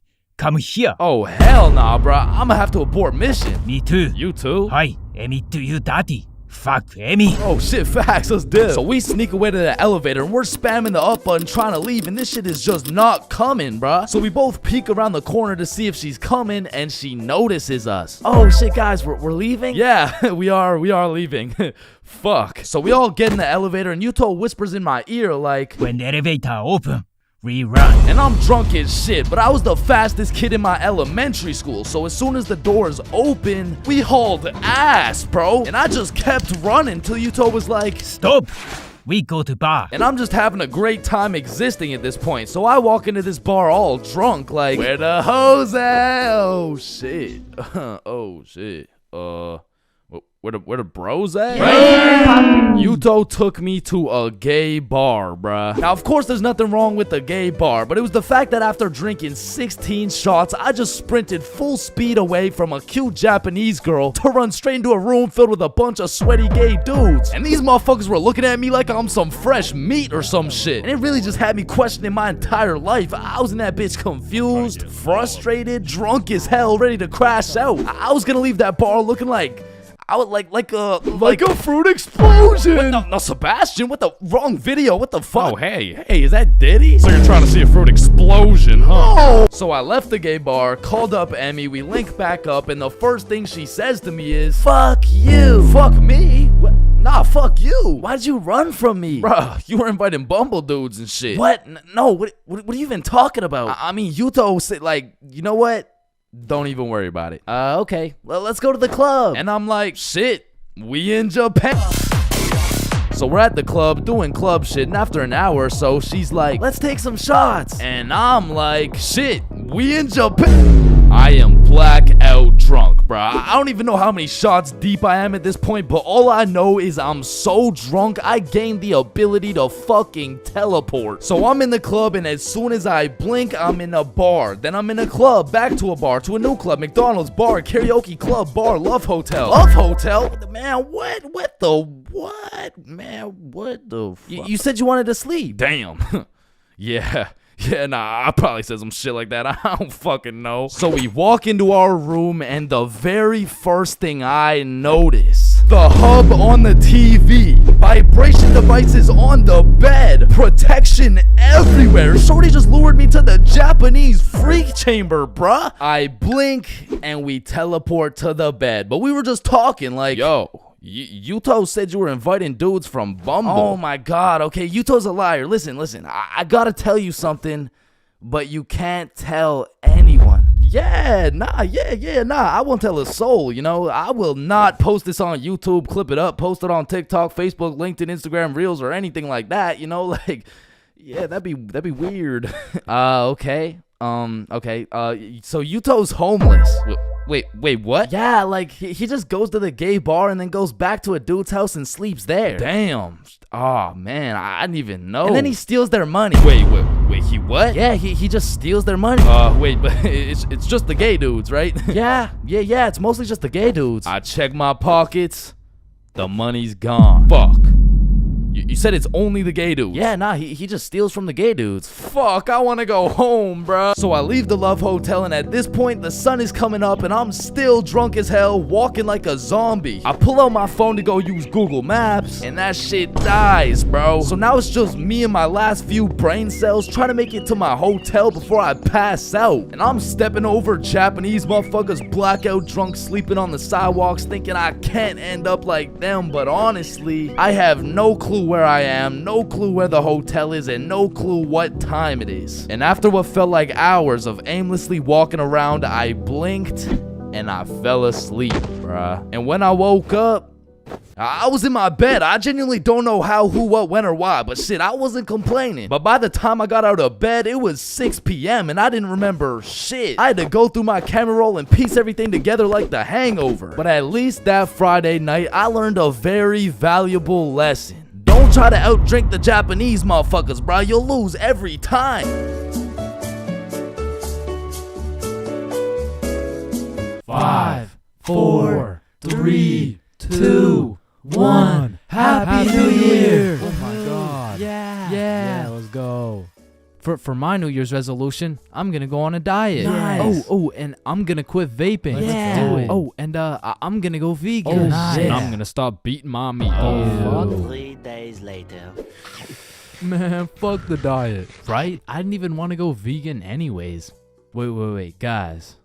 Where's Jonathan? Alright, I'm gonna keep it a stack. This New Year's resolution thing is a whole lot of bullshit. Some goddamn buffoonery. A heaping pile of fucking horse cut. Like, don't get me started on these new year, new me motherfuckers, man. Like, dyeing your hair and getting another piercing doesn't change shit. Now you're just broke, depressed, and lonely in a different font. And I'm not gonna pretend like I don't see you motherfuckers in the gym for the first 2 weeks. Like, come on now. You and I both know as soon as you get out of this gym, you're about to pick up a large strawberry milkshake, a Big Mac with no pickles, and a side of chicken nuggets, and it's disgusting. But Chains, how do you know down to the exact specifications of the order? Cause shit, I'm about to get the same damn thing. Because the devastating truth is a new year doesn't change jack shit. And if you're watching this in 2022, I'm really not trying to kill the hopes and dreams of 2023, but let's be honest, if you really wanted to be jacked, you would start working out, bro. Like, I hate to be the bearer of bad news, but the earth orbiting the sun one more time isn't gonna get you any bitches, bro. Cause trust me, I would know. Now, as a stick man like myself, I can't fuck with New Year's resolutions because it's always the same shit. Like 3, 2, 1, Happy New Year's. Oh, hey man, Happy New Year's. Well, what's your New Year's resolution? Oh, it's 1080p. What about you? Oh yeah, same. But did you see Ethan, bro? Nah, what's his? Yo, he's got 4K. Yo, what's up, dudes? Oh, look at the quality on this guy. Damn, wait, do you hear that noise? Yeah, what is that? Oh shit, it's Chains. He got 480p again. Shit. Oh fuck, we got 480p again. God. Damn. That whole New Year's resolution bit was unfunny as fuck. Like corny as shit. Well, speaking of corny jokes, New Year's seems like the time when motherfuckers feel like it's okay to start whipping out the most overused and unfunniest jokes of all time. Oh, hey Chains, watch this. Happy New Year. Hey Chains, I haven't seen you since last year. So you know how it's gonna be 2020 soon, right? Yeah, what about it? Well, I got 2020 vision. Now, I know it sounds like I'm on some bahumbug shit, but New Year's does have a lot of great things about it. Like the parties, the fireworks, the parties. And so you may be thinking, Chains, why are you like the Grinch of New Year's resolutions? Why do you hate New Year's resolutions so much? Well, the truth is, my hatred for New Year's resolutions dates way back to 2016. It was December 31st. New Year's Eve, 11:59 p.m. This was the very day when a young, hopeful Chains decided my New Year's resolution would be to acquire a girlfriend. I tried, but as 2022 comes to an end, my girlfriend remains unacquired. Oh, fuck!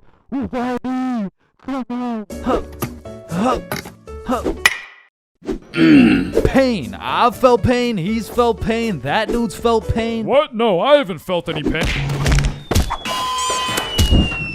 We've all felt pain, because you know what they say. The only things truly guaranteed in life is death and pain. Wait, what about taxes? What? Is this Chains for real? No. And I hate to be all controversial here, but pain?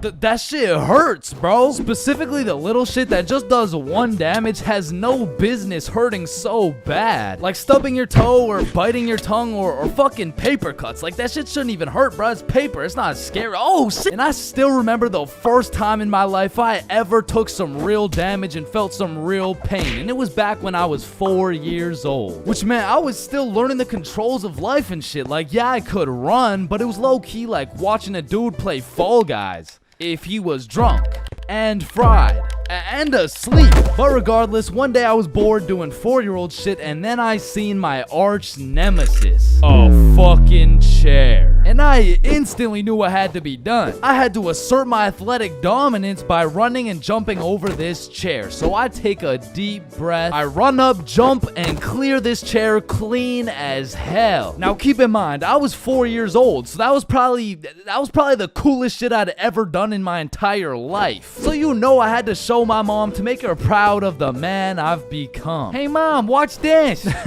What the hell are you doing, Chains? Hey man, just watch and learn. Oh shit. I fucking ate it, bruh. Like, that was the type of pain that hits so hard you can fucking taste it, and damn, that shit tasted ass, bruh. Like, have you ever taken a soccer ball straight to the schnoz? Cause that shit will have you smelling pain, tasting pennies, and seeing tears. Which is bad, but like, who the fuck invented the funny bone, bruh? Cause that shit ain't funny. Like, bro, you can't just call some painful ass shit funny and expect it to be humorous. No, the bone is called a humorous. Yeah, shut up. How humorous is this, buddy? Not humorous. Yeah, that's what I thought. And in fact, I think it's the opposite of humorous. Like, yo, did you guys know 1 in 4 dudes is gay? Wait a minute. Gee, I sure hope it's Owen, cause he's sexy as hell. Y'all hit the funny bone too? Yeah, I did. If I had a pain tier list that went from shit ain't nothing to I'd probably rate hitting your funny bone a solid. It's the same as stubbing your toe real hard. Like, you just need a moment to take a few deep breaths and say a few slurs, and that shit just heals itself. But if we're looking at some top tier, brutal, agonizing, excruciating pain, getting kicked in the balls. Now, for you 19.8% female audience, I know you might not be able to understand what this feels like. So let me just give you a quick overview. Imagine having balls, right? Now imagine getting kicked in them. That shit hurts like a bitch. I remember one time in grade 6, me and my homies were playing a good old game of soccer. And we were playing with the big homie. I mean the really big homie. Like, the dude had more chins than a Chinese phone book. Like, last time we went to a restaurant, bro looked at the menu and said okay. And I couldn't even tell you how big he really is, cause last time he stepped on the scale, it said 1 at a time, please. So what I'm trying to say is he was a big dude, and big dudes got big legs, and big legs produce hard kicks. And during this grade 6 soccer game, I unfortunately found myself legs spread wide open, freshly dropped testes exposed to this absolute unit, wound up to kick the ball, and well, pain. Just pain, bruh. Followed by a moment of silence from everyone on the field. And I don't know if the moment of silence was for me or for my next generation of kids the big homie just wiped out, but I felt that shit. And I felt it in my stomach. And there was really only one sound I was able to make in that moment. Now, I know what a lot of you guys are thinking. Getting kicked in the balls is nothing compared to childbirth. Childbirth is so much worse. This guy's a misogynist. And no, I don't give people massages. And I might be the first to tell you this, but I've experienced both getting kicked in the balls and childbirth. And honestly, childbirth wasn't even that painful at all for real. But to be fair, it was probably a little worse for my mom, so like... Now, we all know physical pain very well, but what do you call that deep, torturous pain you feel when your dog dies? In Minecraft, that's that psychological pain, like the pain you feel when you're watching a banger YouTube video and an ad interrupts you out of knowledge. Or like the pain you feel when you just got done making some toast and peanut butter and that shit flops on the floor face first. It doesn't hurt physically, it hurts spiritually. Like, there really is levels to this shit, bro, because now when you start adding psychological pain onto the physical pain of things, we gotta start adding new tiers to this tier list. Because imagine peacefully sleeping in your bed and you get woken up to the pain of your girlfriend kicking you in the balls, which of course hurts physically, but then you realize you don't even have a girlfriend and you live alone. So just to knock a few more off this tier list, a razor scooter to the shin, stepping on Lego is a solid. Now, getting socked in the face is an interesting one, because that shit can range anywhere from all the way to getting the sonic range knocked out of you. And if that shit's a good enough punch, you might not even feel anything. Now for the tier, I would say that's the shit where you just take 1 damage, like eating some food that's too hot, or getting a brain freeze, or when you're laying in bed with your phone and that shit slaps you across the face. Like, it's just -1 HP. And -5 IQ. And if anyone's seen that shit, it's probably a lifetime debt of aura. Now I'ma keep it a stack. For something to be in the shit ain't nothing tier, it's just gotta be a good ass day, bro. Like, some days I'll just be feeling invincible, bro. Like, wake up, roll out of bed. Shit ain't nothing. Eat a nice hot breakfast. Shit ain't nothing. Stub my toe while simultaneously getting socked in the face. Shit ain't nothing. Get a bad phone call. Yeah, Chains, this is Dr. D's. I'm sorry to break the news to you, but you know, you tested positive for chlamydia. Hey man, shit ain't nothing. Oh shit, who's this? Yeah, I wasn't finished. You also tested positive for herpes, syphilis, gonorrhea, hepatitis. You got a whole ecosystem on your shit. Honestly, at this point, our best bet is just to chop that thing clean off. What? Shit ain't nothing. No, it's definitely something. We're chopping your meat off. Yeah, but on some days, bruh, it's just like, yeah, nah, that's it. I quit. I'm done. I'm going to sleep. Good night. And I know this might sound like some freaky ass shit, but I feel like some pain low-key feels good, bro. Like, in school, I used to always put the front chair legs on my feet just to feel the pain. Or even like eating some spicy ass food, or like, oh yeah, or like getting spanked. No? No? Fuck? Nah. I was thinking something more like taking a really hot shower, or like Getting whipped. No? Yo, George, shut the fuck up, bro. I'm trying to make a video and Sorry, shit. my fault, pimp. My fault. Yeah, alright. Or what about when you like Getting slapped in the face? Bro, shut the fuck. Hey, yo!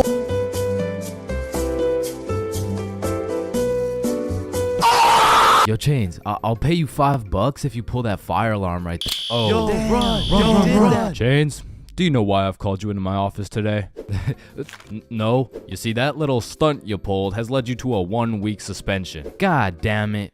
What does suspension mean? It means for the next week you are prohibited from coming to school. Fuck.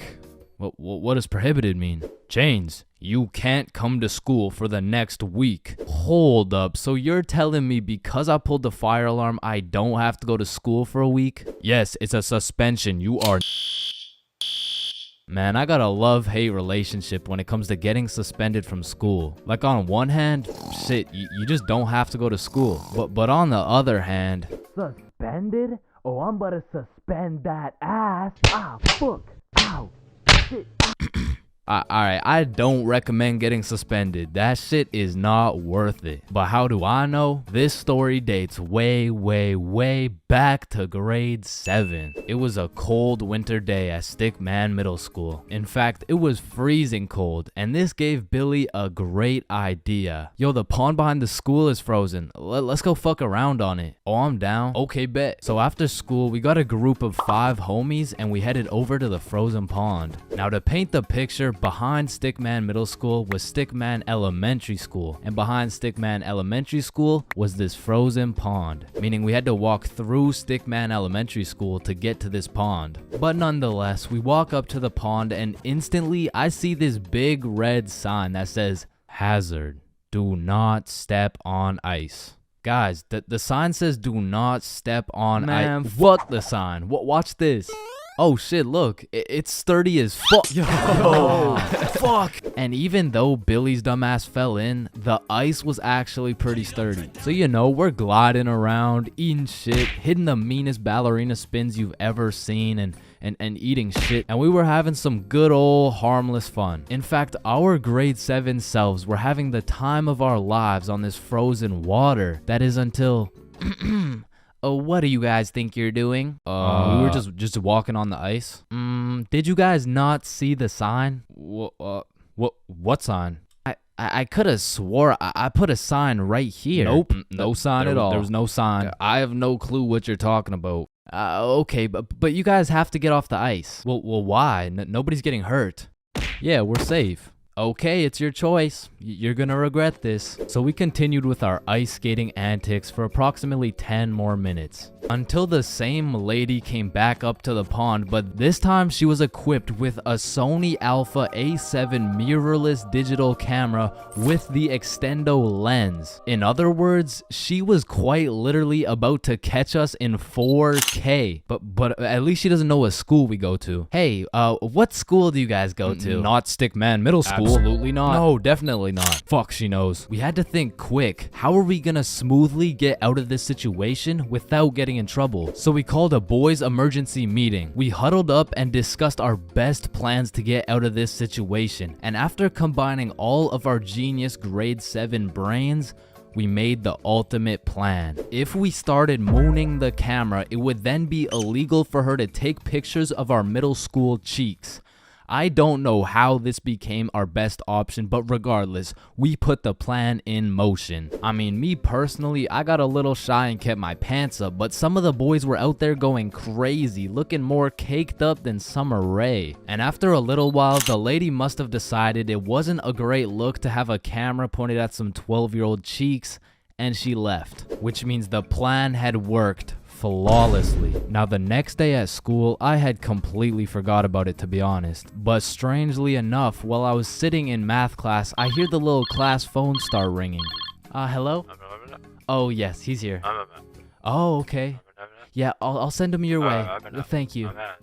Chains, Mr. Principal wants to talk to you. And at this point, I should have picked up on why I was being called to the office, but I had complete faith in our foolproof plan of mooning this stranger that the thought of being in trouble didn't even cross my mind. That was until I walked into the office to see every single one of the boys sitting in Mr. Principal's office. But mama didn't raise a snitch, so we started capping our asses off. So, what did you guys do after school yesterday? Nothing. I played Fortnite. I was doing a homework.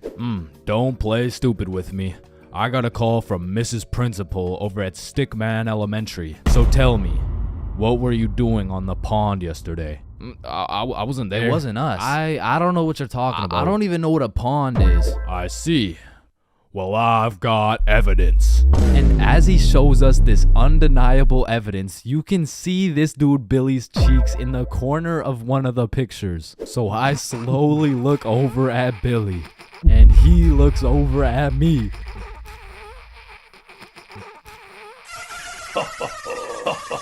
If you don't stop laughing right now, you're all suspended.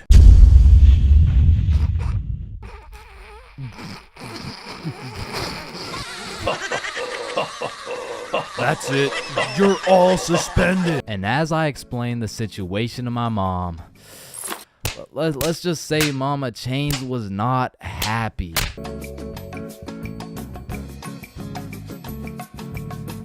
Hello class, I'm Mr. Subinson. I'll be your sub for today. For rules, I don't want to see any horseplay, no phones, and no WWE wrestling moves off the top of the desk, alright? Yeah,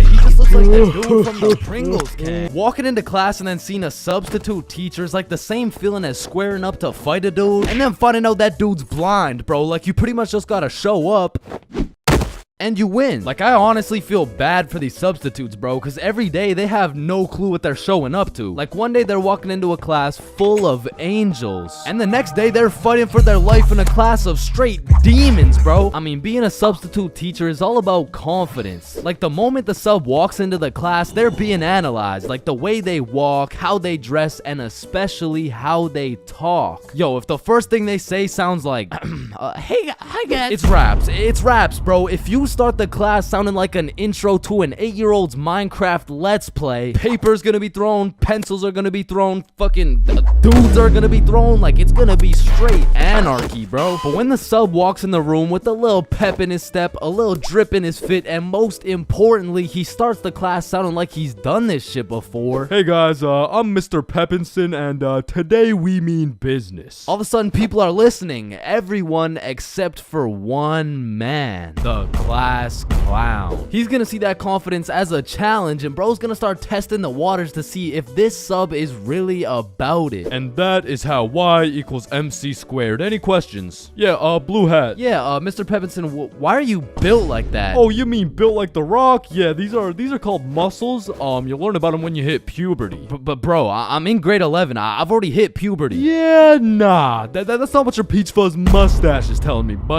Okay, well, your hairline is telling me it's going on a vacation, bruh. All right, let's see your shit then.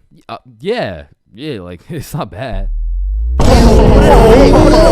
Like, some substitutes are so good, you just wish they were your real teacher. Like, I remember one time in grade 10, I had this math class with one of those teachers who used to yap the whole time and then assign a bunch of homework with 5 minutes left in class. And then one day, a goat walked into our class. A goat who went by the name of Mr. G, or more formally, G-Dog. Now, G-Dog was packing a mean 68 years in his lifespan. However, he had the utmost pep in his step, paired with the drippiest of fits. And he was the type of dude who would lay down some respectable rules, and if anyone broke them, he wouldn't get mad. He would just simply flame the living shit out of you in front of everybody. And that's how you calculate the surface area of... no text while I'm talking, please. I'm just texting my mom. Oh wow, that's crazy. How's she doing? Wouldn't you like to know? Oh yeah, I mean, I would actually, cause she's probably pretty tired after last night. I mean, I did lay down some mean dick. But there are definitely some questionable substitutes out there. I remember when I was in grade 6, my entire middle school was just weird, bro. My recess was called Nut Break. My music teacher was deaf, and our principal was damn near bipolar. All right, who told the blind kid he could say the N-word? Okay, all right, it was me, but like I didn't think he would actually say it. Oh no, that's actually a pretty good one. I mean, I gotta give it to you, kid. Wait. So you're not mad? No, I'm fucking furious. Okay, get in my office right now. Okay, wait. I thought you were just laughing. What's going on right now? Yeah, I'm just messing with you, kid. You're good to go.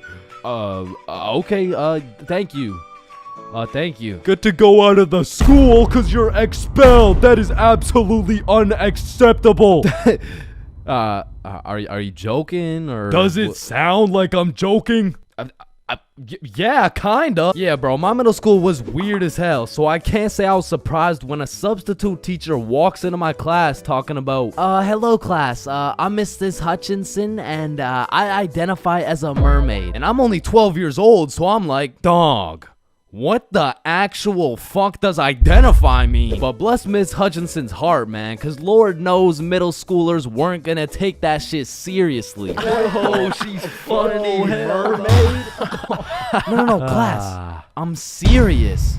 Oh, so that's why you smell like the ocean. Exactly. Wait, what? And I remember one time this sub walked into our class, and I could have swore they just found this motherfucker on the side of the street, bro. He walked in sagging like crazy, and if he even went to school, this motherfucker most definitely cheated his way through, bro. Yo, hey class. Like, what are we doing today? I mean, shit. You're the teacher. Oh yeah, right. So what'd you guys learn about yesterday? We were learning about agriculture. Oh yeah. Yeah. And I think you're right too, because you know the culture we live in right now is very angry, and the anger culture just needs to take a chill pill. You know what I'm saying? Any questions about that? What's a chill pill? Oh, yup, I'm glad you asked. Okay, see, I actually know a guy who can hook you up with some. Just meet me in the parking lot at lunch. Mr. Saginson, are you trying to sell us drugs right now? Oh, no. Well, I mean, yeah, but it's for chemistry with neuroscience, or I mean like for microbiology or something like that. And these substitute teachers seem to butcher every single name on the attendance. I mean, shit's gotta be on purpose at this point. Like, hello class, I'm just gonna do some attendance really quick. Correct me if I get your name wrong, okay? Horda Hansa. Is Horda Hansa here? Okay. I mean, my name's Jordan Johnson. Well, you're absent now, so you gotta speak up sooner next time. Wait, what the fuck? Maya? Is Maya present? It's Mia. Wow, quite the name you got there. It's spelled kind of weird, no? No, it's not. It's literally 3 letters. Ariana? Is Ariana here? Sorry, it's Ariana. Okay, and like what's your point? That's just how it's pronounced. Juwan? Is there Juwan in the room? It's Juan. And some subs be walking into your class with the most bullshit rules ever. Like, hey, Mr. Subinson, can I go to the washroom? Does your teacher usually let you go to the washroom? I mean, yeah, I think you legally have to. I don't believe it. Sit your ass down and get to work. Wait, Mr. Subinson, respectfully, I'm about to shit my pants here. Wait, does your teacher usually let you do that? What, shit my pants? Yeah. Yeah? Alright, I'll allow it. Who the fuck is this guy? And I feel like there's no greater sense of community among a class than when a substitute teacher comes in. The entire class just comes together to gaslight the fuck out of this poor substitute. I remember one time in grade 10, me and my homie had a sub come in who was giving us this multiple choice test. And my homie was the type of dude who'd be getting 0% on everything. And the way his grades were looking, he just couldn't afford to fail another test. So what he did, I just need to preface, I do not condone. But from the moment the teacher walked in, he acted like he needed a little extra help. You know what I'm saying? And to be honest, he put on a spectacular performance. I mean, someone either needs to get this man an Oscar or a diagnosis, bro. And I just acted normal, but I guess by proxy, I got a little extra help. And I don't know what that says about me, but I do know what it means. It means the substitute teacher walked out of that class happy she was able to help 2 students in need. And it also means me and my homie both walked out of that class with 100% on our tests. Being absolutely faded in math class is one thing, but pulling up to school while you're hammered, wasted, absolutely plastered is simply a different ball game. Cause there's lots of people who can properly utilize that Mary Jane on a daily basis. For example, tattoo artists. In fact, I feel like majority of tattoo artists would say, it helps me work better, dude. And I would happily trust this man to do his best work knowing he's baked as shit. However, if this dude was wasted, it's a little bit of a different story. Alrighty, dude. All done. Yo, I asked for a rose, bro. And because of this reason, you would truly have to be a dumbass to go to school drunk. Chains, but the title of the video says going to school drunk. I did, bro. I went to school drunk, but listen, it was no ordinary day at school. No, in fact, I didn't even go in the day at all. I went drunk to the school dance, meaning this story takes place when the boys and I were in grade 11. It was a Thursday night, the night of winter ball, and as the boys and I were getting ready, you know, looking like some distinguished young gentlemen, I had realized, damn, none of us have any girls to take to the dance. Fuck, you're right. That means we're gonna have to ask a girl to dance, bro. What? You mean like talk to them? Yeah, if only we knew someone with a bigger roster than a cheerleading team. Someone with more hoes than a shed. Someone who pulls more 10s than EDP. It's Bob. So me and Billy started analyzing Bob. Like how does he pull so many girls, bro? Is it the jawline? I don't know. What about the silky smooth clear skin? Maybe. Or is it those succulent luscious kissable lips? It's the glasses. Yeah. the glasses. Yeah. So we stole Bob's entire flow in the hopes this would put an end to my drought of bitches. So we check ourselves out in the mirror and then we hop into Billy's whip. We throw on some Rihanna to get us hyped, and before we knew it, we had arrived at school. Now to really paint the picture, it was a Thursday at 8 p.m. and on this Thursday at 8 p.m. Billy pops his trunk to pull out 2 bottles of vodka. Now if you were unaware, it was currently a Thursday at 8 p.m. on a school night, and we were headed into our school. Now logically, I should have simply denied the alcohol, but I'ma keep it a buck. The whole idea of walking up to a girl and asking her to dance was really giving me the heebie-jeebies. I mean, my palms were sweaty, my knees were weak, and arms were heavy, so I took a big old chug of that liquid courage in order to ease the nerves a little bit. And shit, Billy must have been feeling the same way, because Billy was down in that shit like it it was water. And right after we consumed enough alcohol to kill a baby elephant, I got a notification on my phone. Oh shit, I got an email. Oh, it's from the school. It says, if you come to the winter ball under the influence of alcohol or any drug, you will face suspension and will lose your right to walk across the stage for graduation. Fuck. Okay, listen, if we can get into the dance before this shit hits, we're chilling. All right, we got this. So we walk into the school looking fresh as hell, but then I noticed a fat line of students, and this line led to a security check to get into the dance. Fuck, that's not good. Nah, we're chilling. I still don't even feel anything. What about you? Yeah, same. We're good. And just as we came to the consensus that we were good, the principal starts walking down the line in our direction. Fuck, act cool. We're good. Act cool. Whew. That was close. You three, over here. Shit, fuck, shit. Do you guys know why I called you over here? Nah. Nope. I smelled alcohol the moment I walked past you three. Now, I don't know if it was one of you or all of you, but you know the consequences of showing up under the influence, right? Yeah, we do. And tell me, is it or is it not suspicious that all three of you guys showed up with glasses on? Nah, we just thought it looked suspicious. Take them off. Damn. Yes, right. sir. And although I downed a sizable amount of vodka, it still hadn't kicked in yet. No, I didn't want to do this to you guys, but look at my finger. This motherfucker starts waving around his magic finger in Billy's face with a flashlight to somehow see if he's drunk. Now, I don't know what the plan was, but I was fucking scared. Okay, he's not bad. Oh, okay, he's good. Now let's see here. And just as this motherfucker puts his finger in my face, that vodka hits, bro. I'm using all the strength I got to keep my balance while I'm getting blinded by this flashlight. Let me try that again.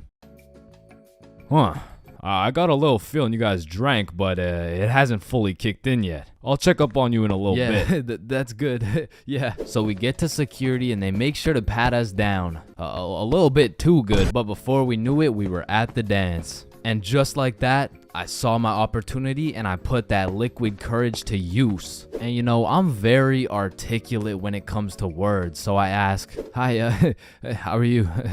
Oh, hey, I'm good. So I wanted to ask you, like, you know, we're at the dance and I saw you, so I walked over here. Here we are, you know what I mean? So like, do you want to dance? Yeah, sure. It had worked. My plan had finally worked. And just as I was about to feel the female touch I'd been deprived of for all these years, I see Mr. Principal walking in my direction with his finger ready and his flashlight in hand. So I just haul ass, and I don't stop hauling ass until I'm off school grounds. So the moral of the story is, don't go to school drunk, bro.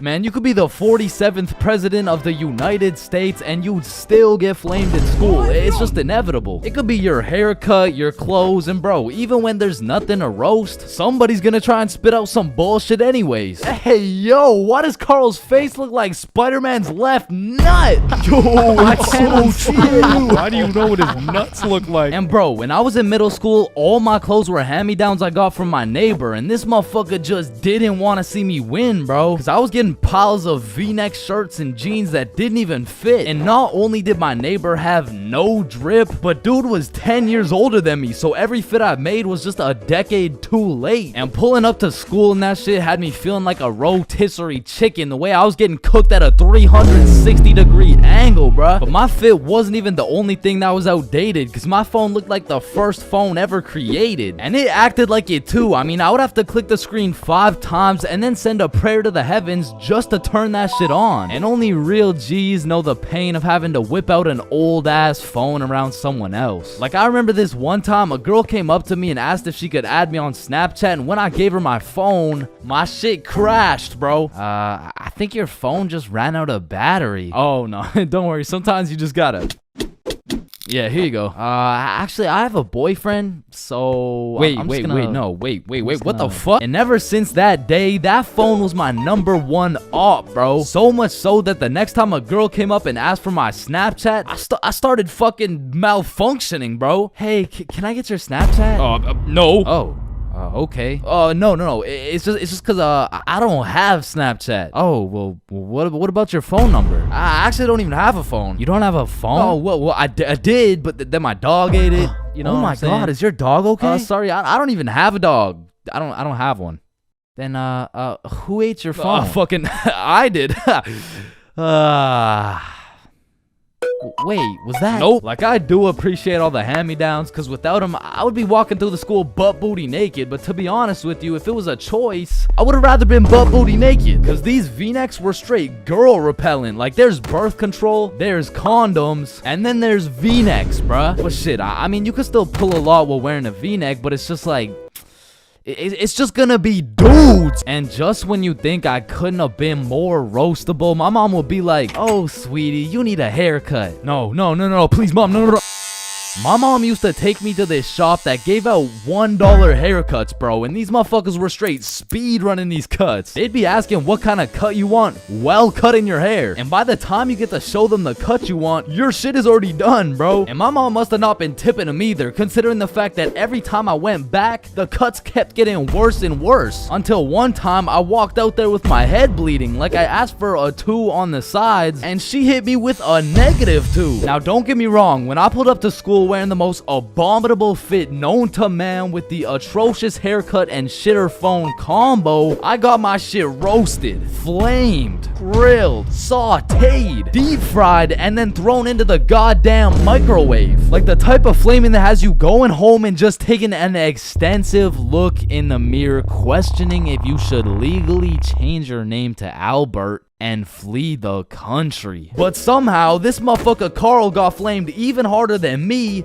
just for being Carl. Like, whenever a friend group is created, there's just one dude selected to be the punching bag for the entire group. And you know, I feel bad and shit, but like... it's better Carl than me, bro, so I'ma slip a few jabs in if I have to. Yo, what the fuck is Carl eating, bro? Oh, hell nah. Wait, whoa, Chains is eating the exact same thing. Nah, what? Your shit looks like it tastes like cardboard with honey mustard. Wow, how did you know? Like, Carl can't even get a little chuckle out without getting crucified, bruh. Damn, he's fucking that shit up. Looks like he hasn't eaten in weeks, bro. Oh, hell nah, Carl. I know you're not laughing. Yeah, no, I'm not. You're built like SpongeBob Brown Pants. You look like a malnourished Santa Claus, bro. Like, god damn, that's a face only a mother can love. What did I do? Now, getting roasted around your boys is tough, but that pales in comparison to the pain and embarrassment of getting roasted in front of your crush, bro. Yo, Chains, what did you get on the science test? I'm not gonna lie, I got like a 76. I'm surprised you're not smarter with that big ass head of yours. Good one, Joe. No, like for real, your shit is massive. Well, like the sheer amount of brain you could fit in that bitch should make you Einstein. You look like you should be pulling 10,000 IQ plays right now. You look like you got the solution to world hunger somewhere hidden in that big ass noggin. Like how do you even stand up straight with that absolute cranium for a head? But I remember this one time I got my shit flamed so hard in front of an entire audience that I was brought to tears. But I mean, I was 6. I was 6 years old. And the day was December 24th, Christmas Eve. So my mom brought me and my brother to this improv play, and as we sat and waited for the show to begin, this little elf walked up to us like, hey, do you guys want to be a part of the show? Yeah, let's do it. Okay, yeah, I'll do it. And once the show began, they called me and my brother up to the stage and asked us a very simple question. So, what do you guys want for Christmas? Oh, I want a Minecraft sword and a creeper stuffy. And, what about you, little man? And as I looked into that crowd with dead silence, my brain stopped braining, bro. Hey, don't worry, it can be anything. Shit. I want, just kid, what do you want? I wanna, man, I wanna, I don't really know what I want. Yo, who brought this fucking dumbass on stage, bro. Get the fuck out of here. Now I'm paraphrasing. I mean, I was 6. I don't remember exactly what he said, but that's what it felt like. And as we walked back to our seats, I was super embarrassed. But as the show started, it was actually pretty funny, and people had probably forgot about it by now. But 10 minutes into the show, a character walks on stage with some goofy ass buck teeth. Yo, this guy looks stupid as hell. Oh shit. And this dude proceeds to absolutely cook 6-year-old me with no remorse. Hey, what's your name? I don't know. What? Okay, how's your day? Day? Day? What the fuck is a day? I don't know. Well, what do you know? No. That's just it. I don't know. I just don't know. Shit, I don't think I know anything. And that shit had the whole audience laughing harder than ever. And as I looked around, my brother was laughing and even my mom was laughing. And it was this very moment that I had hit rock bottom. And at the age of 6, I realized I would be put on this earth simply to suffer. And it made me cry, bro. I cried in the middle of this theater. And the next morning I woke up and it was Christmas. And under the Christmas tree, I saw the best gift of all. It was a Bob pocket tee from ChainsClub.shop. That's right, it's brand new. You can wear it around your homies. You can wear it at school. You can wear it around your mom, your grandma, your great-grandma, maybe not your great-grandma, but damn near anywhere else. And Bob will be posted in your pocket the whole time. Wow, what a perfect thing to get someone for Christmas, am I right? yeah, I'm right.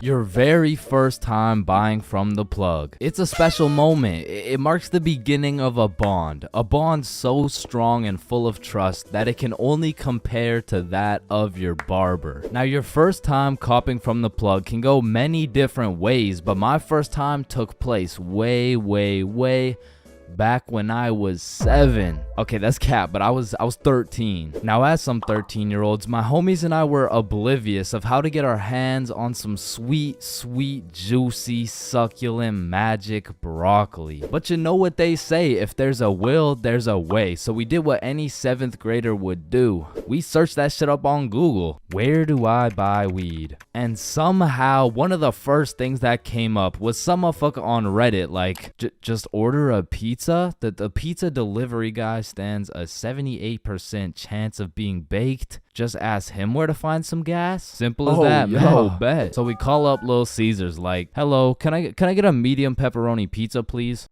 Yeah. Yup. Alright, bet. And about 45 minutes later, the doorbell rings. We open the door to see some 48-year-old man who's probably going through his 2nd divorce. Should we ask him? Yo, he does not know where to find that shit. Oh, that'll be $13.69. Here you go. All right, have a good day. But wait, do you happen to know where to find some of that?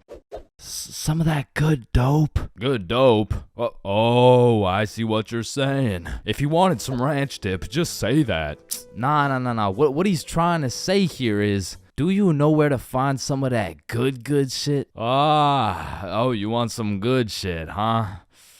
You sure won't find it at Little Caesars. This pizza is ass. Go to Pizza Hut or something. Well, shit. What the fuck just happened? Okay, the guy on Reddit said there's a 78% chance. Maybe we just got unlucky with this one. And our dumbasses decide to order from Little Caesars again. That'll be 13. Okay, new plan. Yo, I think I know a guy. So Bob locates a local plug Snapchat. Billy adds him, and bro adds back. So now we've located the plug, but we had no clue on how to go about hitting this man up. Hello, Frederick Gordon Williams. I have reason to believe you are a plug and will be able to sell us some devil's lettuce, as we are minors, currently 13 years old. Just give us your home address and we will skirt and pull up soon. Sincerely, Billy. Instantly blocked, bro. Looking back, we sent the most federal message possible. We hit this man with his government name and asked him for his home address. But we had no clue that was federal. Like, that's peculiar. I wonder why he blocked us. So we did what any 7th grader would do. We searched that shit up on Google. How to hit up the plug. Be simple and forward. Use slang. act cool. And after conducting a little more research, we were ready to try again. So I added him on my Snapchat. Yo, Big G. Let me cop some of that gas real quick, Chronum. Oh shit, he responded. How much you need? Shit, what do I say? Search it up. 3 pre-rolls. Let me get 3 pre-rolls, fam. Alright, meet me at Stickman Park at 2:30. So now we'd set a place and a time to cop some grass. However, what Frederick Gordon Williams didn't know was that we were a whopping 13 years old. Keep in mind, we were still in middle school, but this dude was in grade 10. Shit, I'm pretty sure he was 20 years old, but still in grade 10, which was pretty fucking scary for us 7th graders. So we threw on some drip we believed would make us look a little bit older, and we headed off to purchase some of Satan's spinach. We arrived at the park a little bit early, and as we waited, we discussed our plan. If he asks how old we are, we're 16.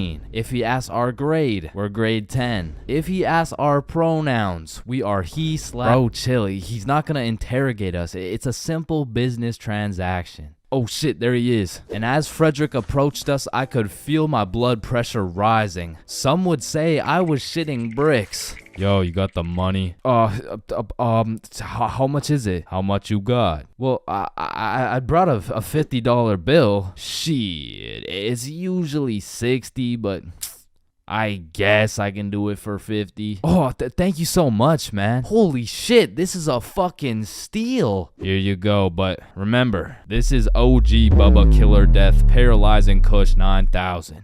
It got its name for a reason. Don't worry, we do weed all the time. Yeah, we're super teenager and shit. Yeah, sure, whatever, man. Well, have a good day, sir. And at last, 50 bones later, we had acquired some kush. Now, this wasn't our first time smoking, but our tolerance levels were low as fuck. So we pass around our first pre-roll, coughing up a fucking storm. And then we smoke up the next one and the next one until we're indubitably zooted. God damn. Are y'all feeling it? Shit, yeah, I'm feeling it. Well, what about you, Chains? Shit, I think he's feeling it. And as we made our way back to Bob's crib, my frame rates were dropping, my eyes were drying up, and my brain cells were unresponsive. In other words, I was fucking fried. We get back to Bob's crib and all I can think about is food. The munchies had hijacked my brain, but luckily for me, Bob's mom had just went shopping. Unluckily for Bob's mom, she was gonna have to go shopping again. The boys and I threw on The Amazing World of Gumball on TV and we fucking demolished every single crumb from Bob's cabinet. Cause goddamn, Frederick Gordon Williams was right. They don't call it the OG Bubba Killer Death Paralyzing Kush 9000 for no reason. Halloween is the spookiest time of the year. Everywhere you look, it's vampires, killer clowns, old dudes in white vans trying to steal some children, which are all very scary things, especially killer clowns. But none of these spooky things scare me more than my worst fear. Going to jail, dropping the soap, and getting my booty snatched up. Now that's some real spooky shit right there. And I know some people are gonna be thinking, oh, that's just a myth, it's a stereotype. Nobody actually gets their booty snatched up for dropping some soap. But when it comes to my booty, I don't want to fuck around, and I sure as hell don't want to find out. But everyone knows drinking can heavily influence your judgment, and on one specific day, my judgment was affected and I found myself fucking around. And everyone knows what the chart depicts. The more you fuck around, the more you find out. This story takes place in grade 10. It was a crisp Halloween night. The houses were decorated, the leaves had fallen, and the jackos were lanterned. And as me and Billy walked down to the homie Bob's crib, we could pretty much smell that Halloween spirit. And when we knocked on Bob's door, we were surprised the homie Bob didn't open the door. It was Bob the Builder. Dude was fully suited up from head to toe. And when me and Billy seen that, we already knew we needed some costumes. So we go to Bob's closet and come out absolutely dripping in some Mario and Luigi costumes, mustache and everything. But now that we undeniably had that shit on, we still still had yet to find something to do. But lucky for us, the night was still young, so we got to brainstorming. Alright, it's Halloween, bro. We gotta do something. Yeah, let's go find a party. Bet, let me check where they're at. Okay. Yeah, there's no parties, bro. Fuck. I mean, we could trick or treat. Shit, we might have to, bro. And just as 3 15-year-olds decided we would knock on strangers' doors asking for candy, our Halloween was looking grim. And not in a good way. But you know what they say. Can we fix it? Yes, we can. Because Bob pulls through and sets up a goddamn 3-man mission. And just like that, Halloween goes from an L to a W night. And I thought the homies and I couldn't get more hype, that is, until Bob pulls out a bottle of Hennessy. And you would have thought Peach took the kids the way I was abusing that bottle. And we passed it around until we were all tipsy. Then we started walking to Chloe's house for the little Halloween 3-man. And it was already 9 p.m. at this point, so we're walking through the neighborhood admiring these decorations when we see the creepiest house of them all. It was Chloe's crib. So we walked through a whole graveyard just to knock on the door, and Chloe opens it looking like a whole angel. I mean, like literally, like she had the halo and the wings and shit. So we go up to her room where her 2 friends Lucy and Mia were, and we sit on her bed. And I'm not gonna lie, it was a little awkward, bro. I was sitting there with my Mario fit, my little mustache, like, so, Chloe, why'd you choose to be an angel? I don't know. I just liked it. Why'd you choose to be Mario? Shit, you know, Mamma Mia, am I right? Shit. Fuck. Then Chloe whips out some tequila and all of a sudden we're playing drinking games and shit. But honestly, I was just trying to get drunk, so it'd be like, haha, drink up. Oh no. Alright, it's your turn. Wait, you're supposed to get it in my cup. What the fuck? And after purposely selling multiple games of tequila pong, I was feeling what some would call completely and utterly drunk as fuck. And next thing I know, we're playing spin the bottle. And I was up, so I spin the bottle and it spins and spins and lands on Chloe. And in my head, I'm thinking, and just as Mario's about to get some peaches, we hear the door open downstairs and Chloe's like, oh shit, my parents are home, hide. So me and the homies run into her closet with a bottle of tequila and we can hear her dad come into the room. Hey, what's going on up here? Oh, you know, we're just watching scary movies. All right, I'll be downstairs watching TV. Let me know if you need anything. Thanks, Dad. And once her dad went downstairs, we all came out of the we exited the closet and Chloe said, you guys gotta sneak out through the front door. Just be super quiet. And so we creep down the stairs and peek around the corner, and Chloe's parents are right there with a clear sight of the door. So we know what we have to do. We take a shot for good measure and then run to the door. And my drunk ass couldn't even figure out how to unlock this fucking door. Hey, who is that? It's a me, I'm Mario. Then we ran out that joint and we didn't stop running until I got a call from one of my homies named Dave. He was like, yo, what are you doing right now? Oh, nothing really, just drunk as hell running from Chloe's angry ass dad. Yo, that's what's up. Come link me and Joe at Stickman Elementary. And we had nothing else to do, so we pull up and it's Dave, Dave's girlfriend, Joe, and Joe's girlfriend. And they got some couples costumes going, but I couldn't help but notice Dave and Joe were shiestied up. What are you? If the Simpsons grew up in Chicago? Nah, I'm just Homer. Yeah, but I mean, Homer doesn't usually wear a fucking ski mask. Oh, yeah, no, I just wore this because we graffitied the hell out of this school.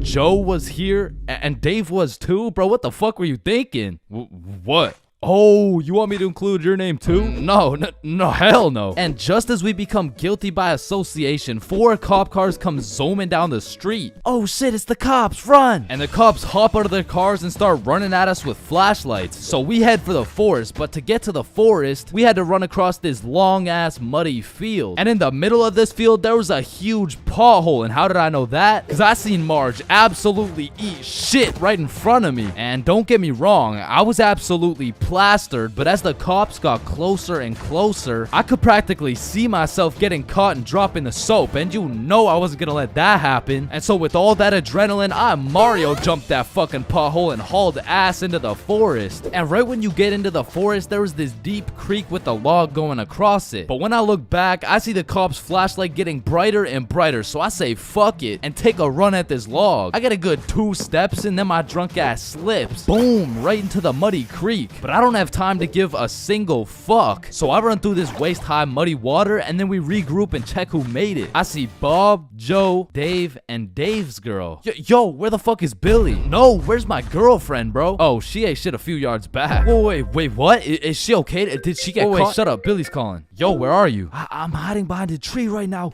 In the middle of the field. The cops are looking for me. I bet we're coming. I gotta go. Fuck no, bro. If you go, you're gonna get caught. Listen, bro, I have to. He's the Luigi to my Mario. So I go back in to save Billy, and my main man Bob comes with me. So we get to the edge of the forest and see Billy absolutely shitting his pants trying to hide from these cops, but they keep getting closer and closer. So Bob turns on his flashlight and both cops look at him. He's right there. Get over here. And while the cops were looking for Bob, me and Billy both run for the street, and we ran, but once we were at least 5 blocks away, we text Bob like, bro, we both made it, are you good? And Bob's like, so Bob makes it out of the forest and we all link up. And we take a moment to appreciate the fact that none of us went to jail, and more importantly, none of us got our booty snatched up. And after our moment of appreciation, we were like, yo, maybe we should have just went trick-or-treating. Yeah, bro, some Reese's Pieces would hit right now. I mean, it's not too late to buy some candy. So we all go to the store and cop the biggest packs of candy we could find. Then we walked back to Bob's crib and enjoyed the rest of our night while fucking up some Halloween candy. Okay. Okay. Oh yeah, baby. Let's go. Yeah, let's go. Now, I don't know why, but there's just some things we all did as kids. And it's not like any of these things actually make sense, but we just did them. Like, did you even have a childhood if you never dug a hole to China? Timmy, we're almost there. Yay, just 2 more minutes. I mean, kids are just some dumbasses, bro. Like, who's gonna tell little Timmy he's not digging through the Earth's core with this little rinky-dink ass shovel? But to be completely honest, out of all these dumbasses, I was probably the stupidest kid known to man. Like, I remember when I was 5 and I was taking my annual shower, you know, and all of a sudden I had realized I was a fucking superhero. It was just the way the water was flowing out of my fingertips. It was like nothing I'd ever seen before. And I was fucking hyped. I mean, from this point on, my new name was Waterboy. Wow. I was pretty fucking stupid, but not everything I did as a kid was completely impractical. For example, I know you used to run up the stairs on all 4s, bro. Like, this was just the most efficient way to get from point A to point B. I used to feel like a fucking cheetah going up those stairs. In fact, going up the stairs in this manner was so efficient, I asked myself, well, why don't people go down the stairs like this? And shit, I figured out why. Or bro, on a hot summer day, I would wait for my mom to whip out the fan, and as soon as she turned that bitch on, me and my brother would turn into the Migos. We were dropping hit after hit, like we were spending so much time talking into this fan, our mom was a little concerned. Raindrop, drip, drop top, smoking no cookie in a hot box, fucking on your bitch, yeah, cooking up dope from the crock pot. Hey guys, you've been there for 6 hours. I think it's time to... Ma, let them cook. Bad and bougie. Cooking up dope with the Uzi. Hey! And speaking of cooking, when Mama Chains would whip up some good old craft dinner, I had no choice but to put a piece of KD on each prong of the fork. Like, that shit just simply tasted better, bro. Or whenever I was walking on a sidewalk, I would strategically plan out each footstep to make sure I was not stepping on a crack. Now, the funny thing about this one is... I still do that shit. And I know some of y'all are gonna think I'm weird for that, but riddle me this. Who's gonna be laughing when your mom's in the ER with a broken back, bitch? Now, I feel like at one point or another in your life, you just had to check if the fridge light stayed on when you close it. It's really just a part of growing up. Like, one day you'll go grab some milk for your Honey Nut Cheerios and you'll be like, hey, wait a minute. Or what about when you were bored in the car and you start doing parkour with your fingers to the window? I used to hit some crazy combos and then I would go to finish it off with a backflip. Or have you ever fucked around in the living room and you broke a vase or some shit? Whoops. You know, you get a timeout or you receive a little whooping. Now, coming out fresh off that whooping, this shit could only go one of 2 ways. Either you bawl your eyes out and play with this fucking thing for hours, or you would plan to run away, bro. That was it. That was your only options. And I had a few of those moments where I was ready to dip. I would pack an apple and my trusty Minecraft sword for the trials and tribulations to come. And then I would look my sweet mother in the eyes and realize, Shit, she's making mac and cheese tonight. I can't leave yet. And you have simply not lived if you never hid a DS under your pillow at night. Like for me, the Mario grind was 24/7. There was no sleeping. But I'm not gonna lie, I had some close calls trying to pull that shit off. Good night, Chains. Sweet dreams. Good night, Ma. Love you. Love you too.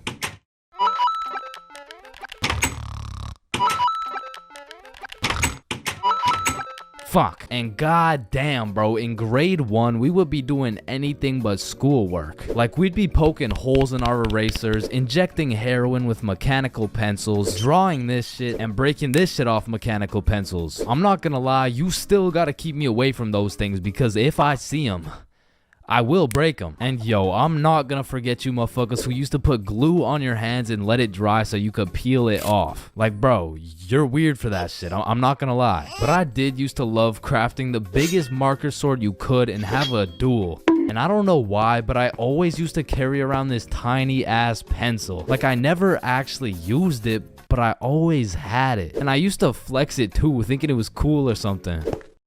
Yo, shorty. Take a look at my pencil. Oh my god, why is it so tiny? Tiny? It's not that small. And bro, tell me as a kid that you never had the random urge to just do this shit.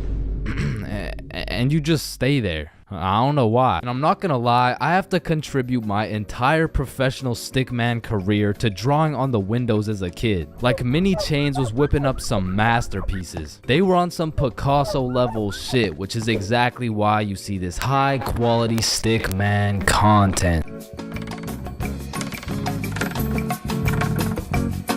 There's levels to friendships. I mean, you could have known your homie since you were 2 years old. You could have lived together. I mean, you could have survived the whole zombie apocalypse together. But shit, the truth is, you haven't truly experienced brotherhood until you and your homie have participated in a 2-man mission. Like, just look at Kobe and Shaq, man. That type of chemistry can only be achieved by running a 2-man. Shit, I bet these motherfuckers were running 2-mans every night. And you already know Kobe was laying down that Mamba mentality while Shaq had his girl kneeling. But for those of you who may be wondering, Chains, what the hell is a 2-man mission? Well, I'm glad you asked. It's quite simple, really. It's when you're gonna link with a girl, but you bring your homie and she brings her homie. And what this does is it sets an environment when you and your homie can dribble, pass, alley-oop, and ideally dunk that shit. Now, don't get me wrong, it's simple, but not easy. I remember my first 2-man mission like it was yesterday. It took place when I was in grade 7. And it started when my friend Joe hit me up like, Yo, bro, I'm going to this girl Sophie's house and her friend Ava's there. You trying to pull up? And I was like, am I trying to pull up?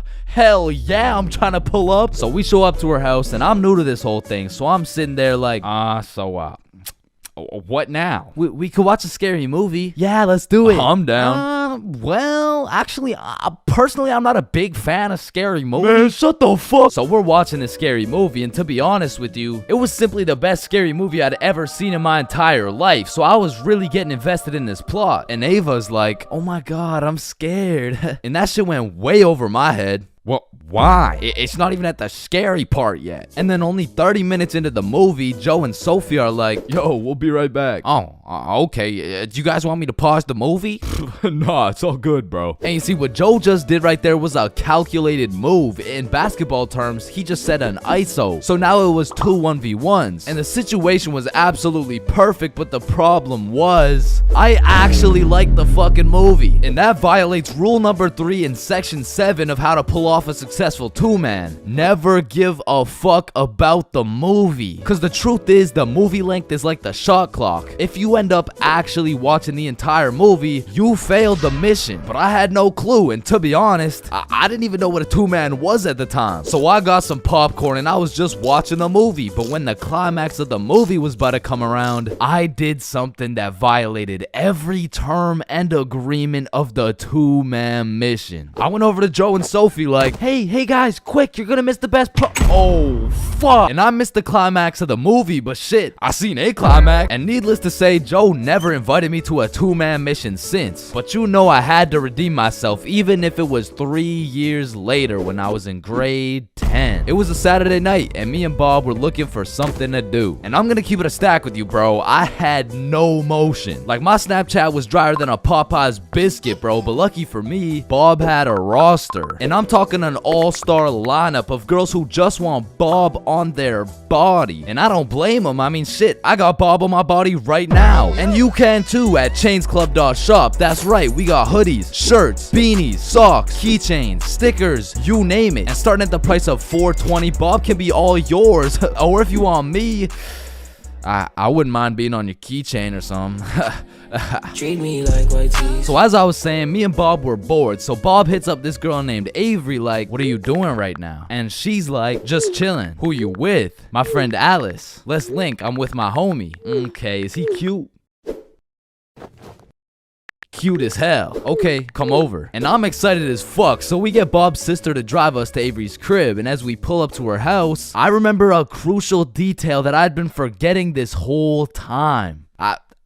I was scared of the hoes, bruh. And as we walked up to her door, I was starting to get flashbacks of me and Joe's two-man, where Joe tossed up an alley-oop for both of us, and I blocked his shot, metaphorically and literally. And as I'm psyching myself up, Bob calls Avery to tell her we're here, and she's like, so, my parents are asleep, so you're gonna have to come in through my window. Shit. So we walk around the side of the house to Avery's room, and lucky for us, there's this big-ass window, and I'm like, yo, can you open it so we can get in? And she's like, it is open. Bro, only this tiny ass rectangle in the top left was open at a 60-degree angle. But that was our only way in, so I helped Bob up and through the window. But now I gotta get up there, and I'm bigger than Bob, so I put my head through and I'm trying to slowly creep into the room, and then I lean just a little too far and I'm headed face first onto Alice's hardwood floor. And listen, Bob has come in clutch many times. He saved me from drowning, coyotes, getting in trouble, but out of all these things, I'm most grateful for Bob catching me as I fell through this fucking window, because drowning and dying would have been pretty bad, like boo-hoo, rip chains, you know what I'm saying? But imagine falling through a window and eating shit face first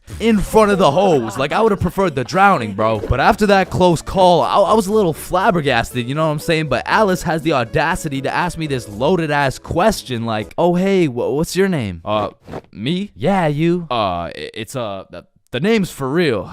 ChainsFR. Nice to meet you, Mr. For Real. I'm Alice. And so we all just started talking and shit, but I keep noticing Alice was getting a bunch of text messages. And I remember thinking it was probably her mom or something, so I shrugged that shit off and I'm like, yo, we should watch a movie. Yeah, we should. God, yeah. And I wasn't about to make the same mistake I made last time, so I found the most dog shit horror movie on the face of Netflix and threw that shit on. And man, that shit was ass. In fact, it was so ass that we just started cuddling and shit, like, what else was there to do? But now that we were close, I could feel the vibrations of Alice's phone getting a call, so she's like, 1 second, I'll be right back. And I wasn't trying to eavesdrop, but I could low-key hear what she was saying through the door. I'm just at Avery's house.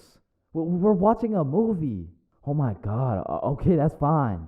Okay. But when she comes back, she puts a pillow between us. Like the same type of shit two dudes do to make sure they don't fuck in their sleep. And I'm trying to piece everything together, and as I'm coming to the conclusion that this girl has a boyfriend, I hear footsteps coming towards the door. And when the door opens, I'm fucking bamboozled to see a 60-year-old man who looks furious. And I'm just hoping this isn't Alice's boyfriend, because if it is, we got bigger problems on our hands. But as I seen the way this man looked at Bob, I realized he's Avery's dad. And Bob wasted no time jumping out that fucking window. But for me, let's just say that shit wasn't very elegant, because I got stuck for what felt like 5 minutes making eye contact with this grown-ass man. Well, what are you trying to seduce my dad or something? Like get the fuck out. And I'm not gonna lie, we ran, bro. And once we made it home, me and Bob were relieved. But when I go to check my phone, I got a little notification on Snapchat, and I'm expecting it to be Alice or maybe even Team Snapchat or something, I don't know. But I sure as hell wasn't expecting it to be a motherfucker named Ryan Donaldson. And Ryan must have woke up on the wrong side of the bed this morning, because he's like, what the fuck did you do, dude? So I hit him back with a, who dis? And he's like, Ryan Donaldson. Yeah, no, I can see your username, bruh, but I have no clue who you are. I'm Alice's boyfriend, bitch. And Ryan got his shit hit with an instant block, bro. And so the moral of the story is, if you're gonna Middle school is just an awkward place, bro. Like, middle school dances, awkward. Middle school speeches, awkward. And middle school relationships, in my experience, is the most awkward thing on the face of this planet. I mean, the girl's a whole foot taller, got a deeper voice, and shit, she could probably bench more than you, lil' bro. Like, I hate to break it to you, but you don't got a girlfriend. You are the girlfriend, bruh. Middle school just occurs at the craziest time in a teenager's life, because motherfuckers is just getting slapped by puberty out of nowhere. You'll be walking down the halls and see a bunch of kids who look fresh out of daycare. Then all of a sudden, you'll see a grown-ass man built like Shaquille O'Neal thumping his way down to math class. And attendance in middle school was looking like, Matthew? Here. George? Present. Daisy? Here. Owen? Dude's balls would be dropping halfway through presenting their speech, like, And this is specifically why dinosaurs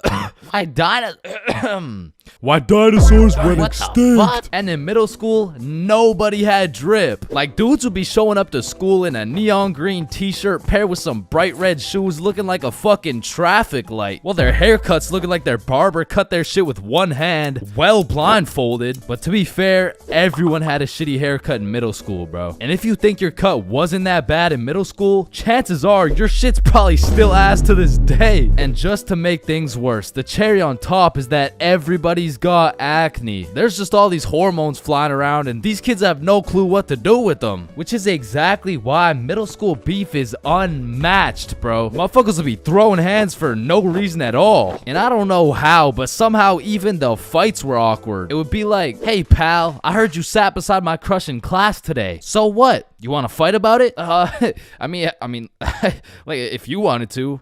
That, like, I'm not scared. Like, yeah, we can fight. Okay, let's freaking go, pussy. Fuck, I wasn't ready. Sorry, was that too soon? No shit, Sherlock. Okay, you can hit me back so we're even. But if two dudes were throwing hands and their crush is watching, they're about to fight to the death. But the thing is about middle school fights, I didn't know this was possible, but somehow both motherfuckers end up losing the fight. I remember one lunch at my middle school, a dude whipped out some boxing gloves for no reason at all, and all of a sudden we're running a whole fight club. Kids would be betting their lunch money on who's gonna win and shit, but we never laid down any ground rules. So one day, JJ hit Timmy with a spinning back fist and put his ass to sleep. And I'm hyped, cause I just doubled my lunch money, but Mr. Principal didn't seem too hyped to see one of his students knocked out on the ground. So of course JJ gets in trouble because he's just that one kid who's always in trouble but never got expelled. Like, I could have swore dude was on his third strike 5 strikes ago. But man, middle school had some characters, bro. There was that one guy that would walk through the halls, blast the music on his speaker. The kid who used to sit in his chair like this. The dude who hit puberty and midlife at the same time. Mr. Donaldson, can I get some help on the subtraction?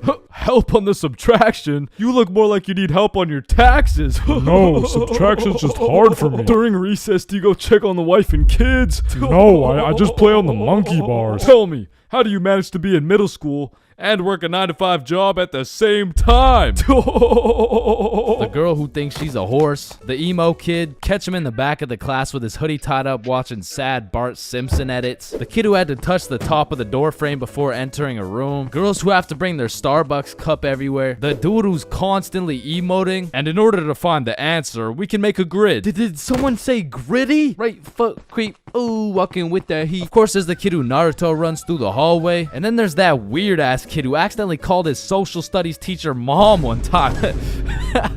It was probably an accident though. Fuck! And I have no idea why, but there's something about teaching middle school that had all these teachers going through a midlife crisis. I remember one day our science teacher was teaching us about rainbows. Does anyone know what a rainbow is? Yes, Jaden. Refraction of light through water droplets. Oh wow, that's right. How did you know that? Reddit. Oh, okay. Where did you read it? Reddit. Yeah, but where did you read it? Reddit. Jaden, I can't do this right now. Just tell me where you found this information. Reddit? God damn it, Jackson. You're the reason my children get their shit whooped every night. Now, I don't know what she had going on in her life, but the way she broke down talking about beating her children to a group of 12-year-olds really gave me the impression that she shouldn't be teaching middle schoolers, bro. And I don't know who was in charge of hiring these teachers, but I also had a deaf teacher, which, you know, is cool and all, but it did make it a little bit harder considering the fact that, you know, She was the fucking music teacher. Not to mention the fact that she was also half blind. And I think the idea there was that she could somehow feel the vibrations of the guitar or something, which didn't seem to work too well considering the fact that I got a fucking A in music and I can't play the guitar for shit, but I guess I just like I smelled good or something. I don't know. And I don't know about y'all's experiences, but I feel like kids were just mad touchy in middle school. Like you'd be sitting in math class minding your own business, then for no reason at all, a motherfucker would tase you in the side of the ribs. And I remember when kids first learned about these pressure points, it was all fun and games. Someone would just poke you in the ribs like, pressure point, that tickles. Then there would be a new pressure point dropping every week. It got to the point where these 12-year-olds were hitting pressure point combinations and paralyzing your legs and shit. Hey bro, let me try this new pressure point on you. Yeah, sure, go for it. It tickles. And it was the same shit with this game. Like, you really couldn't trust anybody, bro. Yo, what's that on my legs? Shit. Got him. Oh, shit, there's a bug on you. God damn it, dumbass. Oh, fuck, I just broke my leg. Bro, I'm not stupid. You didn't just break your leg. No, I'm serious, bro. I promise, on everything, on my entire life. I just broke my leg, look. Bro, I remember I got punched so many times, my arm was on life support. It was about to fall off, like, And thinking back to middle school, there's just so many things that make me cringe, bro. But by far the cringiest of them all is the relationships, man. And believe it or not, I had my fair share of middle school relationships. I remember one day I was sitting in class and this girl came up to me and said, Chains, I have a crush on you. And that's really all it took to have a young Chains in love. Head over heels. We went to the movies together. We went to my house and watched movies. Well, we went to her house and we also watched movies. Now that I think about it, all we really did was watch movies. We didn't really talk that much. I mean, I didn't really have a way with my words at the age of 12. So, do you like movies? Yeah. Yeah, I like movies too. That's why we're here at the movie theater. I also like popcorn with the butter. It tastes like I like how it tastes. And one day we went to the mall and I took a good look at my girlfriend of 2 weeks and thought, man, I don't even know this girl. Like who are you? I remember we were inside Zoomies at the time and I said, hey Jessica, you're a great person and all, but I don't really think we're compatible like that. Maybe we should just break up. Which was probably the most words I've strung together during the entirety of our relationship. And she says with the straightest face, oh, okay. And then we proceeded to walk out of the mall and bus home together without saying a word. And I remember lying in my bed that night and thinking to myself, damn, I think I'm supposed to be sad right now. So I threw on my hoodie, tied it up, and watched some sad Bart Simpson edits.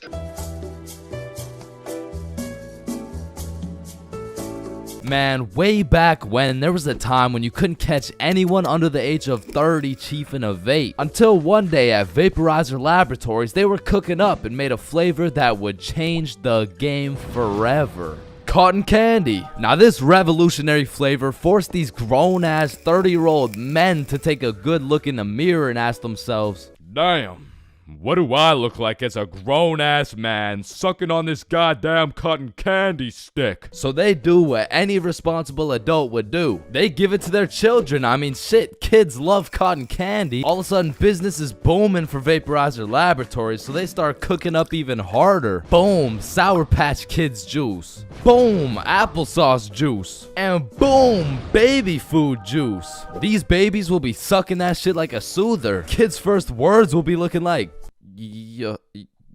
Oh my god, honey. Jackson's gonna say his first words.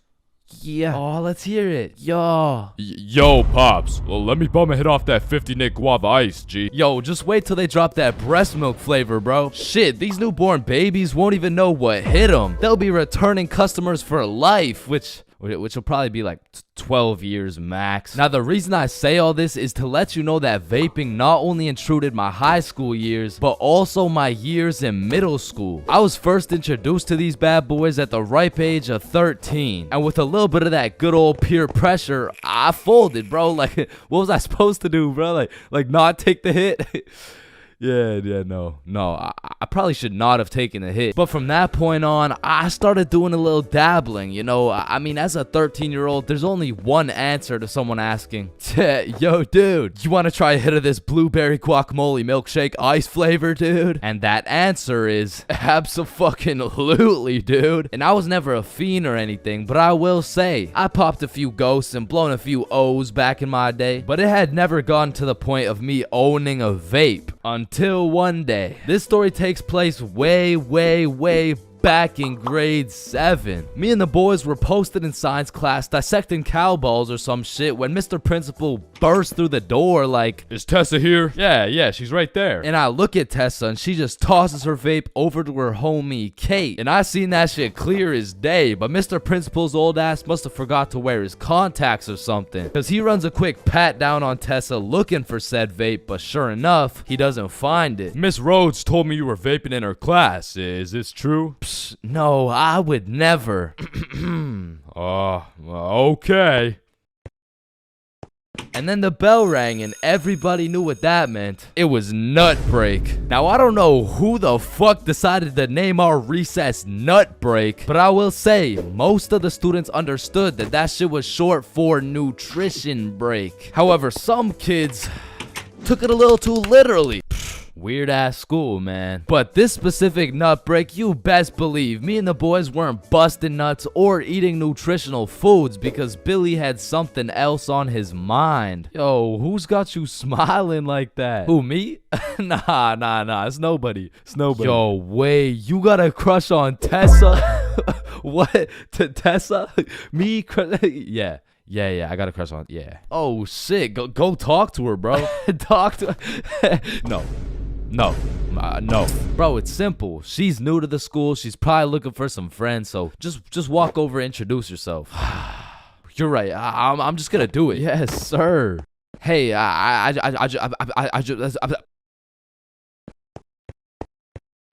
I just sell that shit? Yup.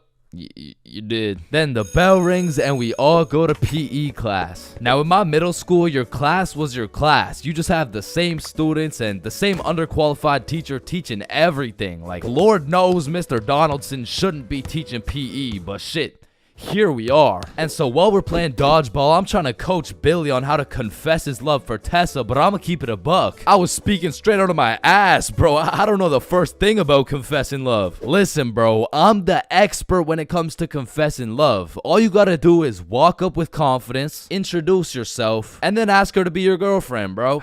Okay, simple. Let's practice. Hey, Vanessa. My name's Billy, and do you want to be my girlfriend? Damn! And after the proper training, by the time lunch came around, Billy was prepared to do what had to be done. Alright, listen, bro. Whatever happens out there, me and Bob got your back. And remember, the worst she can say is no, bro. Alright, I'm ready. You got this. Hey, Vanessa. I'm Billy. I seen you in science class today, and you were looking very pretty. And do you want to be my girlfriend? Fuck no. She laughed, bro. She laughed in Billy's face. And he walks back to us with tears in his eyes. She laughed at me, bro. Well, at least you know what they say. What? If you can make her laugh and giggle, you can make the cheeks clap and Not jiggle. right now, bro. You're right. Too soon. Needless to say, that brother Billy went home that night, listened to Juice WRLD, and cried himself to sleep. Shit, the next day, Billy didn't even say a word, but I could hear Lucid Dreams on full blast in those earbuds. Man, it's a tough sight to see. Next thing I know, Mr. Principal bursts in the class talking about, alright, Tessa, in my office right now. Now, I don't know why she was in trouble, but whatever she was accused of, she's guilty, bro. And she's also guilty on 1/3 degree count of breaking my man's heart. And as I'm busy praying on Tessa's downfall, I get a little tap on my shoulder like, psst, take this. Mr. Principal's looking for it and he's not gonna check you. Whose is it? It's Tessa's. Don't worry, it's safe with me. And it was safe with me, cause that shit was now mine. The only way she could get it back is if she repaired my boy Billy's heart, and that just wasn't happening. And soon enough, Tessa comes back from Mr. Principal's office and she didn't say a word. We had nut break, nothing. We went to PE, nothing. And then we went to math class. And as I was chilling in math class, calculating the square root of pi and shit, I get a tap on my shoulder again. Psst, Tessa wants her vape back. Vape? What vape? The one I handed you this morning? You know, it was purple. Oh, that vape. Oh. Yeah, no, I threw that shit in the bushes. So she reports back to the person who gave her the vape, and she reports back to the person who gave her the vape, etc., etc., until Tessa finds out, and she looks pissed. So she whispers to her friend, who whispers to her friend, etc., etc. What bush did you throw it in? Oh, the one out back. And to put it in perspective, the bush out back was fucking massive. It was this huge conglomerate of straight prickle bushes, and so pretty much her vape was gone, bro. And I went to sleep that night with a smile on my face, knowing I not only saved Tessa's lungs, but also Billy's heart. The next day I went to class, sat down with the boys as always, but something was different. Tessa and her homies were nowhere to be seen. I shrug it off and continue to make some groundbreaking studies in science class until I hear Billy like, bro, no fucking way. So I turn around to not only see Tessa and her friends waist high in prickle bushes looking for this vape, but I also see Mr. Principal forcing them to do it. Now this was truly a beautiful sight to see revenge play out this perfectly. Like Billy was sitting at the window the entire class watching him do a whole search party for this vape that was posted in my pocket. And just when I thought Billy couldn't get happier, the next day Tessa and her friends had to present a PowerPoint to the entire school on why vaping is bad. Vaping is bad because when the vape enters your lungs, well, it's not good for your lungs. Man, karma is real, because not only did Tessa understand how it felt to be laughed at, but the next day my friend came up to me like, can I use that vape for the day? And I wasn't using that shit, so I said, yeah, sure. And at the end of the day, you'll never guess what she told me, bro. Yo, you still got the vape? No, I threw it in the bush out back. Man, there's a lot of questionable places on Earth, like the Bermuda Triangle or Area 51 or even this place. But none of these places can compare to the questionability of high school. And so inevitably, there's some weird ass kids in that joint. Like, you gotta be careful who you talk to, bro, because you approach the wrong student and shit, you're getting cussed out by a pack of hyenas in social studies class. And usually I never care what other people do. Like, you do you know what I'm saying? But when I gotta sit through that shit for 6 hours a day, 5 days a week, shit, can you stop doing you for like 5 minutes, bro? And speaking of annoying kids, there's always that one kid in class who's constantly gargling on the teacher's meat. Like, we'll be finishing up the last class on a Friday, and of course the teacher's pet's gotta say some shit like, Mr. Cummingson, is there no homework for us to complete over the weekend? Well, no, believe it or not, I'd rather not spend my weekend marking your shitty ass little essays. So. Don't worry, Mr. Cummingson, I can help you mark essays all weekend long. Whoa. Isn't that against school policy? Well, what's against school policy? Riding Mr. Cummingson's dick with no license? Hey, you're not allowed to swear. And of course, the class clown. And man, I really just gotta commend him for his work. Like, it's not an easy job being the class clown. Dude throughout his entire GPA, future, and probably got his shit whooped on multiple occasions just to keep the class entertained. Like, I'll be rotting in English class, about to fall asleep, until the class clown starts cooking the teacher for no apparent reason. And next we're looking at adjectives. Does anyone have any good examples? Yeah, Jason. Bald as shit. Oh, well, no, that's actually 3 words. No, I wasn't even using an example. You're just so goddamn bald, it's distracting. Hey, you know what they say? The more hair I lose, the more head I get. Stop the cap. No. I don't think that's true, Mr. Clean, because you got more hair than you got hoes. And that says a lot with your Caillou looking ass. Just go to detention, man. And you know we got the Redditor, bro. Now don't be deceived. Redditors can come in all shapes and sizes, especially the extra large size, and even the extra large size. But regardless, they all have the same programming encoded into their brains. They're either talking about a video game or they're quoting a meme, bro. And I got a little piece of advice to any Redditors out there. I don't care how funny that shit may be in your head. If you have to verbally describe what a meme looks like, for your sake, just don't say it, bro, because I promise you that joke will not hit. And next up, we got Darren presenting a slideshow on why Elon Musk is poggers. Whenever you're ready. Me standing in front of the class waiting to present. You know that meme where Mike Wazowski is standing there in an awkward fashion with his hands by his side and he's got like two eyes. Now, there really is levels to being a Redditor. And don't get me wrong, they're not all that bad, but the ones that got that I paused my game to be here tea paired up with the beer belly neck beard combo, that shit is lethal. And if you press E to interact with one of these bad boys, you'll get stuck in an endless time loop hearing about Among Us memes and hentai. Now, the band kids are like the Redditor's second cousin. Like it's all the same shit, but bro just knows how to play a tuba. Now, on the opposite side of the spectrum, we got the dudes who touch grass. The athletes. Now, I feel like these dudes got a bad reputation when it comes to the jock stereotypes from the movies, because the ratio of athletes shoving nerds in lockers is probably like 1 in 75, and the one was most likely just having a bad day. Speaking of bad days, getting shoved in a locker really has a way of ruining your day, and you really gotta feel bad for the nerds who have to endure this type of harassment every single day. Well, actually, it's only every other Tuesday after their football practice. Yeah, but you shouldn't have to be shoved in a locker at all. You shouldn't have to be. That's grammatically incorrect. It's actually supposed to be you shouldn't shut the There's really just 3 types of smart people. The first dude, you wouldn't even be able to tell bro's smart because he's just lazy as fuck. He'd be acing every test using 1% of his brain power. Like he's got that Elon Musk potential, but shit, he just doesn't really feel like being a billionaire today. Or on the other hand, we got the weirdly political and argumentative smart dude. This guy used up all his IQ points on logic and reasoning and completely forgot to upgrade his social awareness, because this is the kind of guy that everyone mutually agrees is just annoying as fuck. Like you can't do shit around this dude without him trying to start an argument. Yo, Chains, you think I sink this half-court shot? Bro, there is no chance you make that shit. But you are incorrect. No chance implies that statistically there is a 0% chance that it goes in, which is wrong, as others have made this exact shot before Billy.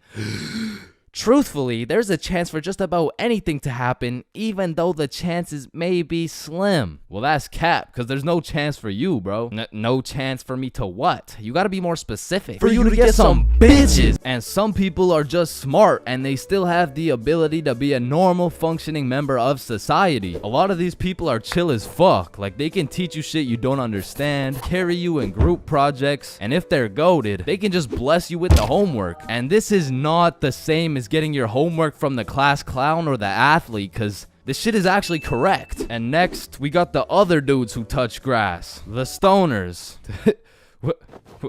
Why are you looking at me? There's always a dude posted up in the back of the class who's visually fried as fuck. You'll commonly see him posted up with a snack of some sort, and you know they never forget the bev. Now, you don't want this dude's homework, because I promise you, we will just have a bunch of doodles with some mushrooms and this graffiti S, and somehow these motherfuckers will manage to take a multiple choice test and get every answer wrong. Like, it's actually kind of impressive when you think about it. But besides that, they're just cool people. But I'm not gonna lie, I can't really say the same about the hot Cheeto girls, bro. Like, these girls put in an effort to be as loud as possible. Like, Lord forbid, if one of these girls breaks one of their long ass nails, it doesn't matter if you sit on the opposite side of the class, you're gonna hear about it. You're also gonna hear them chewing those hot Cheetos, because they be lip smacking like crazy. Speaking of smacking, there's always that one kid in school who simply enjoys smacking motherfuckers. And at my school, it was Jordan Johnson. And if you see my high school fights video, that's why you don't mess with me, yo. I'm Jordan Johnson. Or my high school dances video,